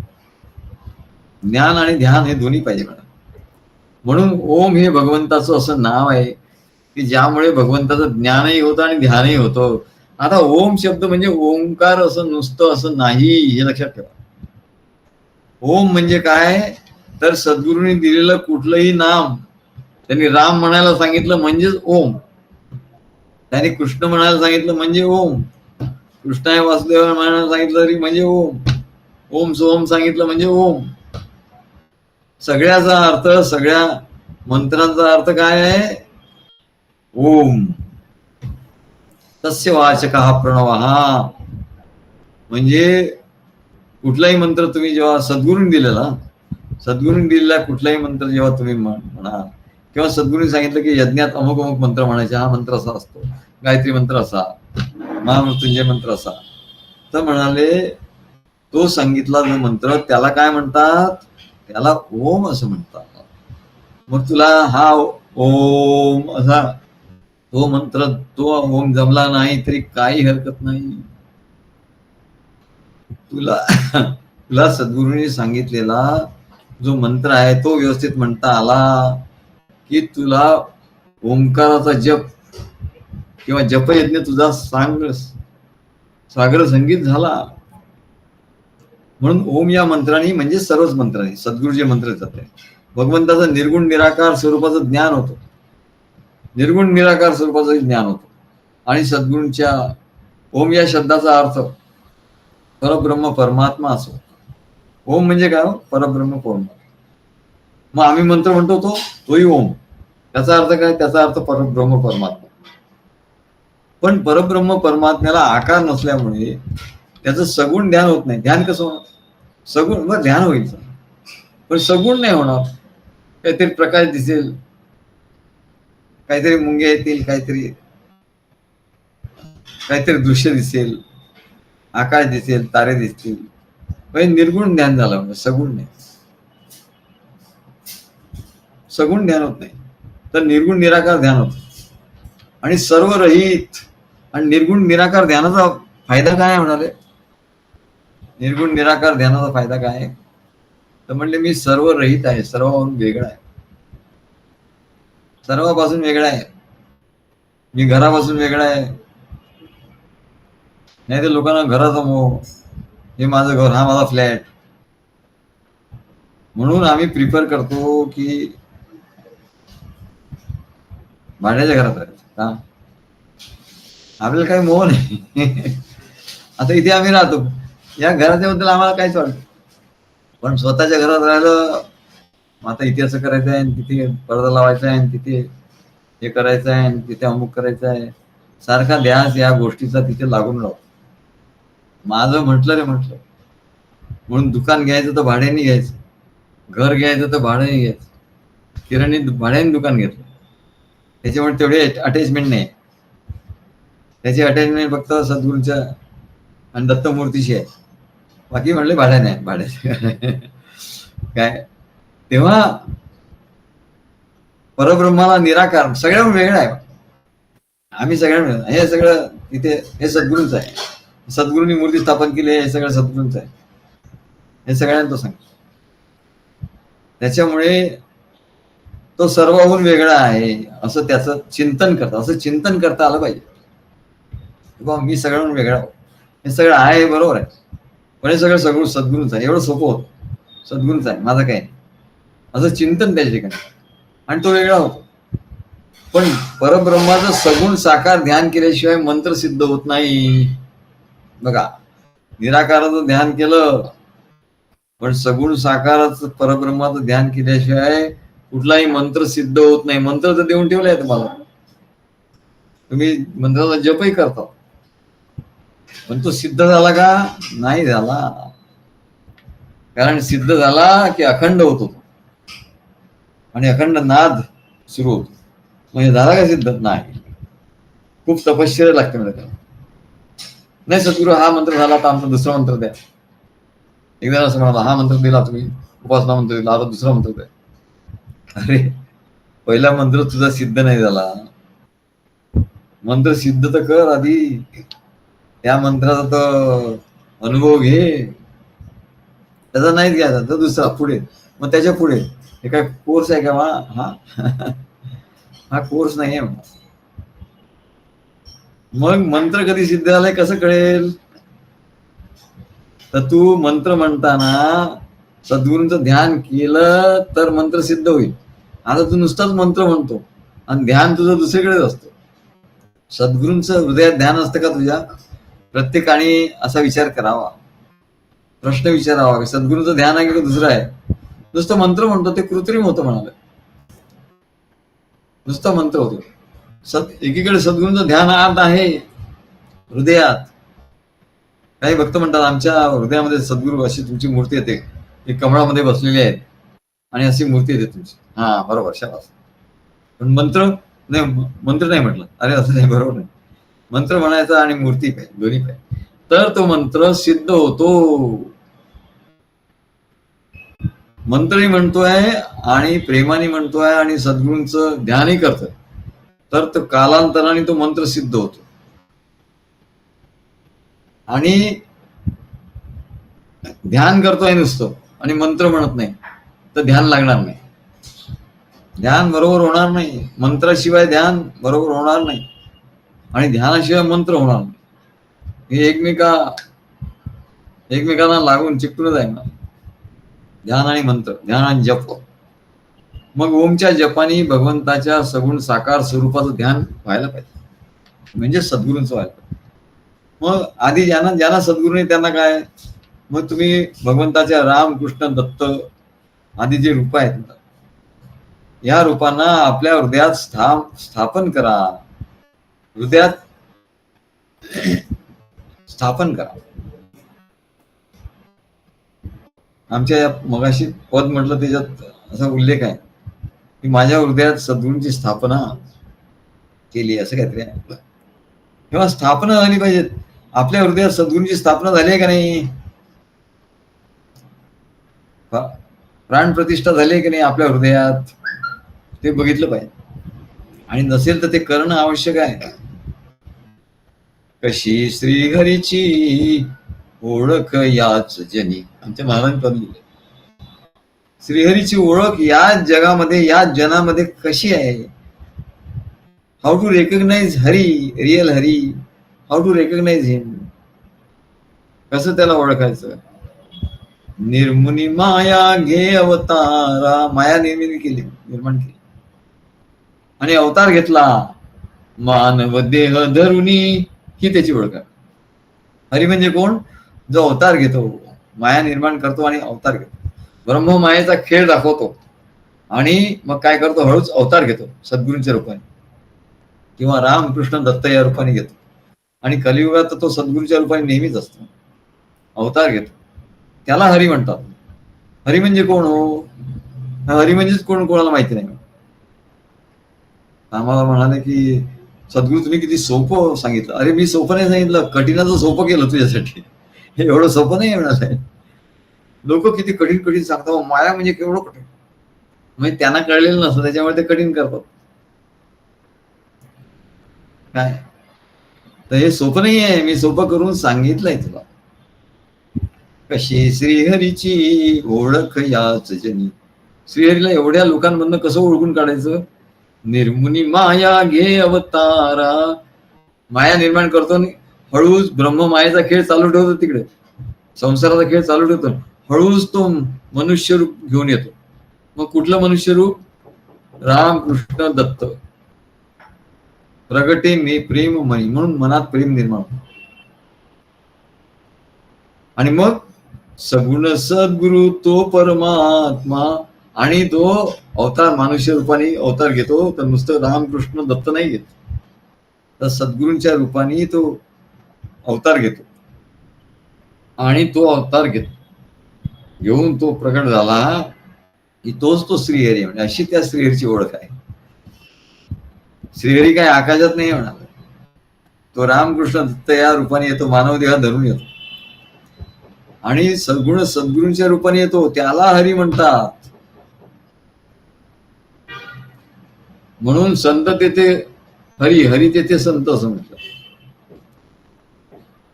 सगुण सद्गुरु तो परमात्मा, धन्य भावे शरणी, त्याला शरण जाऊन धन्य व्हावं. राम कृष्ण दत्त, भगवान शंकर आदी कोणते जर युग आपण बघितलं तरी अत्यंत सुंदर असतं, भगवंताची मूर्ती सुंदर असते. त्या दैवताबद्दल भक्तांच्या मनात सहजच प्रेम निर्माण होतं आणि त्या देवतांच्या भक्तीने त्या देवता प्रसन्न होतात, इथपर्यंत बरोबर आहे. आणि त्या देवता प्रसन्न झाल्या की मग सद्गुरूंची भेट घडवून देतात. त्या इथे जरा कठीण आहे, की सद्गुरूंची भेट सगळ्यांनाच होत नाही. तेव्हा त्या देवता प्रसन्न झाल्या की त्या म्हणून यज्ञात म्हणायचं की सद्गुरूंची भेट झाली पाहिजे. आता ते यज्ञ करत नाही, ठीक आहे, भक्ती करत असतील, काय व्रत करत असतील, तिथे जर त्यांनी म्हटलं की मला सद्गुरूंची भेट व्हावी, तर त्या देवता प्रसन्न होतात आणि सद्गुरूंची भेट घडवून देतात आणि मग तो भक्त धन्य होतो. मग त्या सद्गुरूची सगुण मूर्ती त्याच्या ठिकाणी ध्यानात येते म्हणा. मग तो मंत्र जप करायला लागला किंवा सद्गुरूंची मूर्ती आधी येते त्याच्या हृदयात, सगुण मूर्ती, आणि त्याच्या हृदय कमलात विराजमान होते. आम्ही जेव्हा मंत्र जप करतो तेव्हा सद्गुरू असे आमच्या ठिकाणी प्रगट होतात, म्हणजे ते असतातच नाही, प्रगट होतात. आणि सद्गुरूंनी दिलेल्या मंत्रांनी सद्गुरूंचं ध्यान करून हृदयात सहज ध्यान लागतं आणि त्या ध्यानात मंत्र जप केल्यामुळे मंत्रही लवकर सिद्ध होतो. असे मंत्र आणि ध्यान हे परस्पर पूरक आहे म्हणा. मंत्र आणि ध्यान हे परस्पर पूरक आहे. केवळ मंत्र जप सुरू आहे म्हणून सद्गुरूंचं प्रेमाने ध्यान हृदयात होत नसेल तर असा ध्यान विरहित मंत्र जप सिद्ध होत नाही.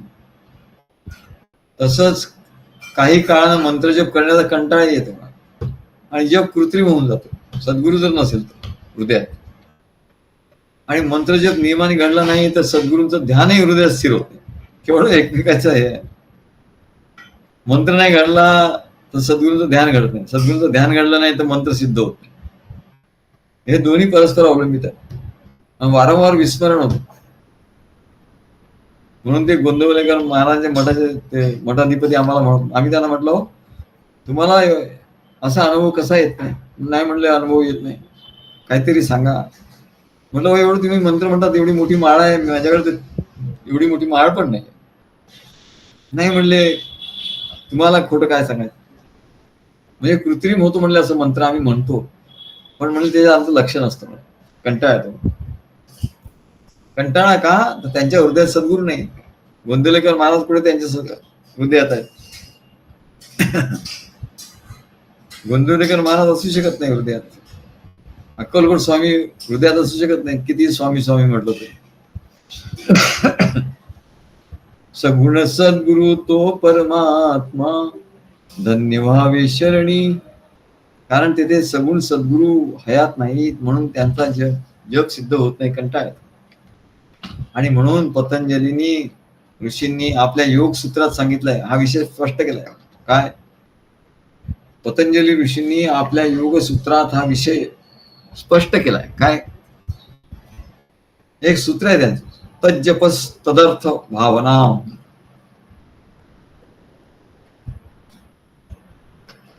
तज्जप म्हणजे त्या ओंकाराचा, तत् म्हणजे त्या ओंकाराचा जप करावा. आता ओंकाराचा जप करायचा अर्थ सांगितला आपण. काय? ओंकाराचा जप करावा म्हणजे सद्गुरूंनी जो जो मंत्र दिला असेल त्या त्या मंत्राचा आपण जप करावा, याला ओंकाराचा जप असं म्हणतात. नुसता ओम जोरात म्हटला म्हणजे ओंकाराचा जप होत नाही. हे खुणगाड बांधून ठेवा. तेव्हा पतंजली ऋषी काय सांगतात? तज्जप तदर्थ भावनम, म्हणजे तो त्याचा जप, ओंकाराचा जप करा म्हणजे सद्गुरूंनी दिलेल्या मंत्राचा जप करा म्हणजे ओंकाराचा जप आपोआप होईल. हा प्रश्न मिटला. आता तदर्थ भावनम आणि त्याचा अर्थ, तो जो मंत्र म्हणतो त्याचा अर्थ काय? सद्गुरू काय अर्थ आहे आम्हाला अर्थ सांगा. त्याला आम्हाला कोणी अर्थ विचारायला लागलं. एकदा सांगितला, दोनदा सांगितला, तीनदा सांगितलं तरी काही सांगतं. म्हटलं आता असं करा, तुम्ही ते लिहून काढा, तुम्ही लिहून आणा, मला सांगा अर्थ, म्हणजे तुम्हाला येईल. असं मी 1000 वेळा सांगितलं तरी नाही येणार. तदर्थ भावनम म्हणजे त्याचा जो अर्थ, तदर्थ त्याचा अर्थ, त्या जपाचा अर्थ काय? आता जपाचा अर्थ या शब्दाचे 2 अर्थ आहे म्हणजे कमाल झाली म्हणा. तदर्थ भावनम म्हणजे त्या जपाचा जो अर्थ आहे त्याची भावना करावी असं. म्हणजे आपण जो जप म्हणतो त्याचा जपाचा जो अर्थ आहे त्याची भावना करावी म्हणून सद्गुरू अर्थ सांगतात. हा एक भाग झाला. अर्थ शब्दाचा एक अर्थ काय की सद्गुरूंनी आपल्याला मंत्र दिला, त्याचा अर्थ सांगितला. ओम म्हणजे काय? भगवंताचं नाव आहे. त्याला हाक मारला म्हणजे तो आपल्याकडे ओत येतो, आपलं काय ते ऐकतो वगैरे वगैरे. सद्गुरूंनी मंत्राचा अर्थ सांगितला. हा अर्थ या शब्दाचा पहिला अर्थ म्हणजे प्रत्यक्ष त्या जप करतो त्या मंत्राचा अर्थ. हा अर्थ या शब्दाचा पहिला अर्थ. आता अर्थ या शब्दाचा दुसरा अर्थ. अर्थ या शब्दाचा दुसरा अर्थ काय, तर जे नाम आपण घेतो म्हणजे ईश्वर म्हणतो किंवा ओम म्हणतो किंवा रामकृष्ण राम म्हणतो, रामराम म्हणतो, कृष्ण कृष्ण म्हणतो काय, किंवा सद्गुरू म्हणतो, तेव्हा तज्जपस तदर्थ भावना, भावना करायची म्हणजे सद्गुरूंना आपल्या हृदयात स्थापन करायचं. आणि त्या जपाचा अर्थ काय, तर सद्गुरू. किरण म्हणतो सगळ्या गोष्टीचा अर्थ सद्गुरू. सद्गुरू एक सद्गुरू, सद्गुरू दुने सद्गुरू, सद्गुरू त्रिक सद्गुरू. अरे बरोबर आहे म्हणलं. त्याचा सगळ्याचा अर्थ काय, सद्गुरू. मग जपात जो मंत्र दिलाय त्याचा अर्थ काय, सद्गुरू. आता आम्ही त्यांना सांगितलं नाही, त्यांना अर्थ सांगून टाकलो. पण त्या अर्थाचे दोन अर्थ आहेत, नाहीतर अर्थाचा अनर्थ होईल. तज्जपस तदर्थ भावनम. सद्गुरू तुम्ही केवढं सोपं सांगता हो, किती सोपं सांगता. सोपं नाही सांगत मी कठीणच सांगतो, पण कठीण आहे ते सोपं करून सांगतो. तज्जप म्हणजे त्याचा जप करा, तदर्थ भावनम त्याची भावना करा. म्हणजे काय, तद अर्थ त्याचा अर्थ, त्या जपाचा अर्थ काय आहे तो सद्गुरू सांगतात. ओम सोम म्हणतात, काय म्हणतात, कृष्णाय म्हणतात, वासुदेवा, या सगळ्याचा अर्थ सांगतात. तो एक अर्थ, या अर्थाचा अर्थ तो एक अर्थ आहे. आणि दुसरा अर्थ काय, दुसरा अर्थ प्रत्यक्ष रामाचा मंत्र असेल तर राम, कृष्णाचा अर्थ असेल तर अर्थ म्हणजे काय, राम. कृष्णाचा अर्थ असेल, कृष्णाचा मंत्र असेल तर कृष्णाय वासुदेवाय, तर अर्थ म्हणजे काय, कृष्ण. मंत्राचा अर्थ काय, राम. मंत्राचा अर्थ काय, कृष्ण. मंत्राचा अर्थ काय, सद्गुरू. हा मंत्राचा अर्थ आहे. त्याची भावना करा. सद्गुरूंचा मंत्र म्हणत असाल तर त्याची भावना करा. काय, सद्गुरू समोर पाहिजे, सद्गुरूंची भावना केली पाहिजे. म्हणजे तुमचा मंत्र सिद्ध होईल, नाही तर त्या मंत्राला काय अर्थ नाही म्हणाल. अर्थसहित म्हणाल तरी त्याला काय अर्थ. अर्थ म्हणजे जो ईश्वर, त्याची भावना करणे, म्हणजे त्याची मूर्ती हृदयात वारंवार स्थापन करणे. वारंवार शब्द आहे. मूर्ती सद्गुरूंची, रामकृष्णाची आपल्या मनात, हृदयात वारंवार स्थापन करावी. कारण काय आहे, हे मन असं आहे म्हणले चंचल की ते हृदयात मूर्ती एकदा स्थापन केली राहत नाही म्हणाल. सद्गुरूंची मूर्ती स्थापन केली तर थोड्या वेळाने बघितलं तर वेगळीच मूर्ती असते, आणखी थोड्या वेळाने गेला तर तिसरीच मूर्ती असते. आता म्हणतो सद्गुरू सद्गुरू, आम्ही तुमचा मंत्र म्हटला, पण ते गोंदवलेकर महाराज असे म्हणतात. म्हणजे तू आता जे बोलतो त्याचा अर्थ गोंदवलेकर झाले. सद्गुरू नाही, सद्गुरूची मूर्ती नाही झाली, ते गोंदवलेकरांची झाली. मग ते महाराज अमुक असं महाराज आहेत, ते महाराज असं म्हणाले, त्याचं कीर्तन नाही ते असं म्हणाले. म्हणजे त्याचा अर्थ काय आला, तुझ्या जपाचा अर्थ काय आला, ते महाराज हा त्या जपाचा अर्थ. आणि सद्गुरू जर तुझ्या हृदयात असतील, सद्गुरू काय म्हणाले हे असतील, तर त्याचा अर्थ, तुझ्या जपाचा अर्थ काय झाला, सद्गुरू. एवढं अर्थ. तज्जप सदर्थ भावनम या सूत्राचा अर्थ आहे एवढा पतंजलीच्या. हृदयात मूर्ती वारंवार स्थापन करायला पाहिजे, वारंवार. कारण संसाराला किती मूर्ती निघून जाते, इतर मूर्ती येतात, स्वागत मूर्ती, आणखी काय मूर्ती. आणि त्याच्या योगाने ती मूर्ती जेव्हा हृदयात स्थापन असते, त्याचं काय होतं, त्याचं तीव्र ध्यान घडतं. आणि त्याच्यामुळे साधकाला समाधी अवस्थेपर्यंत ते घेऊन जातो. तो जप जो आहे, यज्ञानाम जप यज्ञोस्मी, जपयज्ञामध्ये तो जप सद्गुरूंचं ध्यान करता केला असताना, ते ध्यान आणि तो जप त्या जप करणाऱ्याला समाधी अवस्थेपर्यंत सहजपणे घेऊन जातो. केवढं तरी याच्यात गुह्य आहे. अर्थ म्हणजे ज्या व्यक्तीचं नाव असेल ती व्यक्ती स्वतः त्या नामाचा अर्थ होय. नामाचा अर्थ काय, त्या मंत्राचा अर्थ काय, ती प्रत्यक्ष व्यक्ती रामकृष्ण सद्गुरू. म्हणजे रामकृष्ण सद्गुरू यांचं रूप आपल्या हृदयात बघणे हाच त्यांच्या नावाचा अर्थ होय. जप म्हणजे मुखाने नामाचा उच्चार आणि चिंतन करणं, आणि तदर्थ भावना म्हणजे त्याचा भावना करणे, म्हणजे त्याचा अर्थ म्हणजे ते भगवंत किंवा सद्गुरूला पुन्हा पुन्हा ध्यानाने आपल्या हृदयाच्या ठिकाणी स्थापन करणं वारंवार. आणि म्हणून सांगतात ओम इत्येकाक्षरं ब्रह्म. भगवान गीतेत सांगतात ओम इत्येकाक्षरं ब्रह्म व्याहरन् मान अनुस्मरण. ओम ही एकाक्षर ब्रह्म आहे, त्या ब्रह्माचं नाव आहे. व्यावरण माम अनुस्मरण, ते म्हणत असताना, त्याचा उच्चार करताना असताना माझं स्मरण कर. बघा भगवंतांनी गीतेपणे सांगितलं ओम इत्येकाक्षरं ब्रह्म हे ब्रह्म आहे. त्या ओमचा जप करत असताना, व्यावरण म्हणजे त्याचा जप करत असताना, माम अनुस्मरम,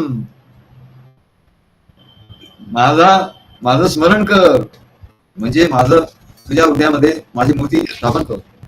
या प्रयाती असं करता करता झालं एवढी सवय होते की त्याच्या देह त्यागण्याची वेळ येते तेव्हा इतर कोणी दिसत नाही, नातेवाईक वगैरे. आणि जो नातेवाईकांचा सारखं हे करत असतो, हा नातेवाईक चांगला, तो नातेवाईक चांगला, त्याला मरताना नातेवाईकच येतात समोर, त्याला परमगती मिळणार नाही. तेजन देह सया ते परमाम गती. सद्गुरूंचं स्मरण आपोआप येईल आणि त्याला तो परमगतीला जाईल. आणि म्हणून भीष्म पितामह यांनी शेवटी शरशय्येवर पडलेले असताना ते काय सांगतात, भगवान श्रीकृष्णाला म्हणाले, विनंती केली हात जोडून की म्हणले आता तुम्ही मला एकच करा भगवंता, तुम्ही माझ्या दृष्टीपुढे उभे राहा, मी तुमच्याकडे बघता बघता बघता माझा प्राण सोडणार. आणि ते भगवान श्रीकृष्णाच्याकडे ओम इत्ते आणि मंत्र म्हणता म्हणता, भगवान श्रीकृष्णाचा मंत्र म्हणता कृष्णाय वासुदेवाय असा म्हणता म्हणता आणि श्रीकृष्णाकडे प्रत्यक्ष बघता बघता त्यांनी आपला प्राण सोडला आणि शरशैव भगवंताचं ध्यान करीत करीत देह सोडला. तेव्हा कलियुगामध्ये म्हणले हा जपयज्ञ, यज्ञानाम जपयज्ञोस्मी, हा सर्वात मोठा यज्ञ आहे असं सांगतात. तो संसार सागरामधून पार करून नेणार आहे. आणि आता शेवटचं सांगतात स्थावराणाम हिमालय. हा आता स्थावर वस्तूमध्ये मी हिमालय आहे असं भगवान सांगतात. तर आम्ही आता हिमालयाचं वर्णन जे आधी आमच्या काव्यात केलं होतं तेच वाचून दाखवतो, म्हणजे परत त्या हिमालयाबद्दल काही तुम्हाला वेगळं सांगण्याची गरज नाही आणि काव्य ऐकायला मिळतं. हिमालयाचं वर्णन आम्ही एका खंडकाव्यात केलंय, तेव्हा आम्ही तुम्हाला वाचून दाखवतो. शोभे भारत भूमी शीर्षी गिरिहा उत्तुंग तेजो वहा तोची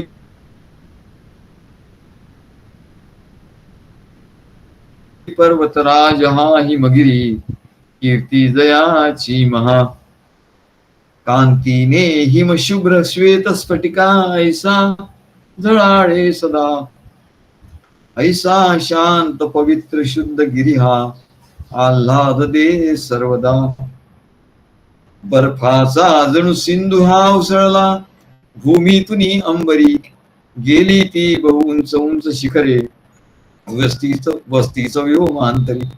अरे हा हिमालय नाही म्हणाले, हा सागर. आम्ही त्याला उपमा दिली, त्याला उपमा काय द्यायचा हिमालय पर्वताला.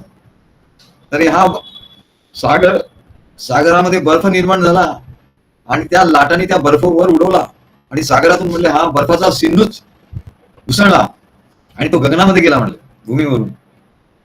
भूमीतून अंबरी बर्फाचा जणू सिंधू हा उसळला भूमीतून अंबरी गेली ती बहु उंच उंच शिखरे वस्तीस व्योमांतरी. किती उंच उंच शिखर व्योमामध्ये अंतरिक्षामध्ये वस्तीला गेली म्हटलं. आणि म्हणून 14 भुवनाचं ब्रह्मांड तिथे निर्माण झालं.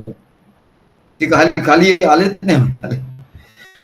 काय ओम भू भुवा स्वाहा महा जना तपा असे सगळे लोक म्हणजे तिथे वरती जाऊन बसले. असा हा हिमालय. आकाशी वसती म्हणून बहुधा विसरून भूमंडळा. आकाशात वस्ती केली ते कशाला खाली येतात, भूमंडळाला विसरले. चाले मेघ तसेच वायू सहती क्रीडा नभो मंडळा. मग त्यांचं वर्णन केलं. अभ्रछाया धरली जरी का शुभ्र मेघावलीने, किंवा वायू भरकटवनी दूर नेही त्वरेने. राहे ऐसा अचल परितो कंप किंचित नाही. भगवत भक्त समसुख दुखी जेवी एकत्व पाही. आता त्या हिमालय पर्वताला भक्ताची उपमा दिली. अभ्रछाया धरली जरी का, त्या मेघ आले आकाशात आणि त्यांनी छाया केली. शुभ्र मेघावलीने, किंवा म्हणले त्या मेघाला वायू वारा सुटला आणि त्यांनी भरकडून टाकलं, दुसरीकडे घेऊन गेला. तरी म्हणले हिमालय आहे जसा आहे तसंच अचल आहे, त्याला किंचित कंप नाही. कसा तर जसा भगवत भक्त असतो, कंप होत नाही. सगळीकडे एकत्व होत, साम्यता. पक्ष्यांनाही अगम्य स्थान बहुते सामर्थ्य त्यांचे नसे. आणि तिथे पक्षी जाऊ शकत नाही. हिमालय पर्वत असा आहे की त्याच्यावर पक्षी जाऊन बसू शकत नाही आणि त्याचा अंतच लागत नाही. योगी तो विरळा कुणी तपबळे जाऊन तेथे बसे. जसे भृगु ऋषी म्हणजे त्या हिमालय पर्वतावर तिकडे जाऊन बसले, त्यांच्यासारखा विरळा कुणीतरी जाऊन बसतो. तेथे नीरव शांतता पसरली निशब्दता सर्वथा. निशब्द शांतता असता आणि म्हणून काही त्रास नसतो. म्हणून सर्व ऋषीमुनी सर्व साधू संत तिकडे जातात ना, तपश्चर्या करायला जातात. गांभीर्ये सरिता निनाद घुमती ना शब्द हो अन्यथा. फक्त नद्यांचा तेवढा नाद होतो, बाकी काही तिथे शब्द होत नाही. स्पर्धा ही शिखरा सवे करुनिया हे देवदारू तरू. जाऊनी अति उंच व्योम कुहरी ती पाहता ती शिरू. आणि तिकडे म्हणले कॉम्पिटिशन लागली की देवदारू तरू वरती जाईल, उंच जास्त काही शिखर उंच जातील. आणि तिथे म्हणले त्या व्योम कुहरामध्ये शिरायला लागले. दाटीने अति देवदार तरुहे या पर्वती वाढली. जागो जाग विशाल विस्तृत तरुंच्या मंडपा घातले. असं विस्तार तिथे तरुणचे मंडप आहे म्हणजे हिमालयात. एवढी दाट झाडी आहे की तिथे मंडप दिसतात. आणि एवढे की सूर्याची किरणे न तेथ शिरती. सूर्याचे किरण पण जात नाही म्हणजे एवढा अंधार. सूर्याची किरणे न तेथ शिरती ऐसी वने दाटती. अंधारी करीती प्रकाश असल्या गेली तिथे वाढती. आणि म्हणले परमेश्वराची कृपा बघा, तिथे अंधार होतो म्हणून तिथे वेलीच अशा निर्माण केल्या की ती अंधारात प्रकाश करतात. आमच्या एक बाईंनी हे वाचलं कॉलेजमधल्या आणि ते म्हणलं हो फार सुंदर लिहिलं, मी प्रत्यक्ष बघितलंय म्हणलं. तिथे गेली ती हिमालयात, तिथे खरोखरच आहे म्हणले अशा वेली आहेत तिथे की तिथे रात्री अंधारात ते चमकतात आणि आपल्या ट्यूबलाईट सारखा प्रकाश करतात म्हणले ते. म्हटलं बरोबर लिहिलंय की नाही? हो म्हणले बरोबर. वायूने गतिमान निर्झर कुठे ते पर्वती वाहती. आणि खोल तृषार्थ होऊन गुहा त्यांच्या जला प्राशिती. तेथे माणिक रत्न आणि हिरे होती महासंपदा. आणि नुसताच पर्वत नाही तिथे म्हणले रत्न माणिक हिरे सोनं जवाही सगळं ते संपदा आहे म्हणले. आणि म्हणून याला शैलादीप उपाधी देई विधी द्या. तो भूषवी त्या पदात शैलादीप आहे. म्हणून स्थावराणाम हिमालय हा असं भगवान म्हणतात. तेव्हा असं याचं वर्णन सांगितलंय हिमालयात. आणि म्हणून भगवान म्हणतात की स्थावराणाम हिमालय असं भगवान याचं वर्णन सांगतात. तेव्हा हा पहिला श्लोक आपला आता इथे संपलाय.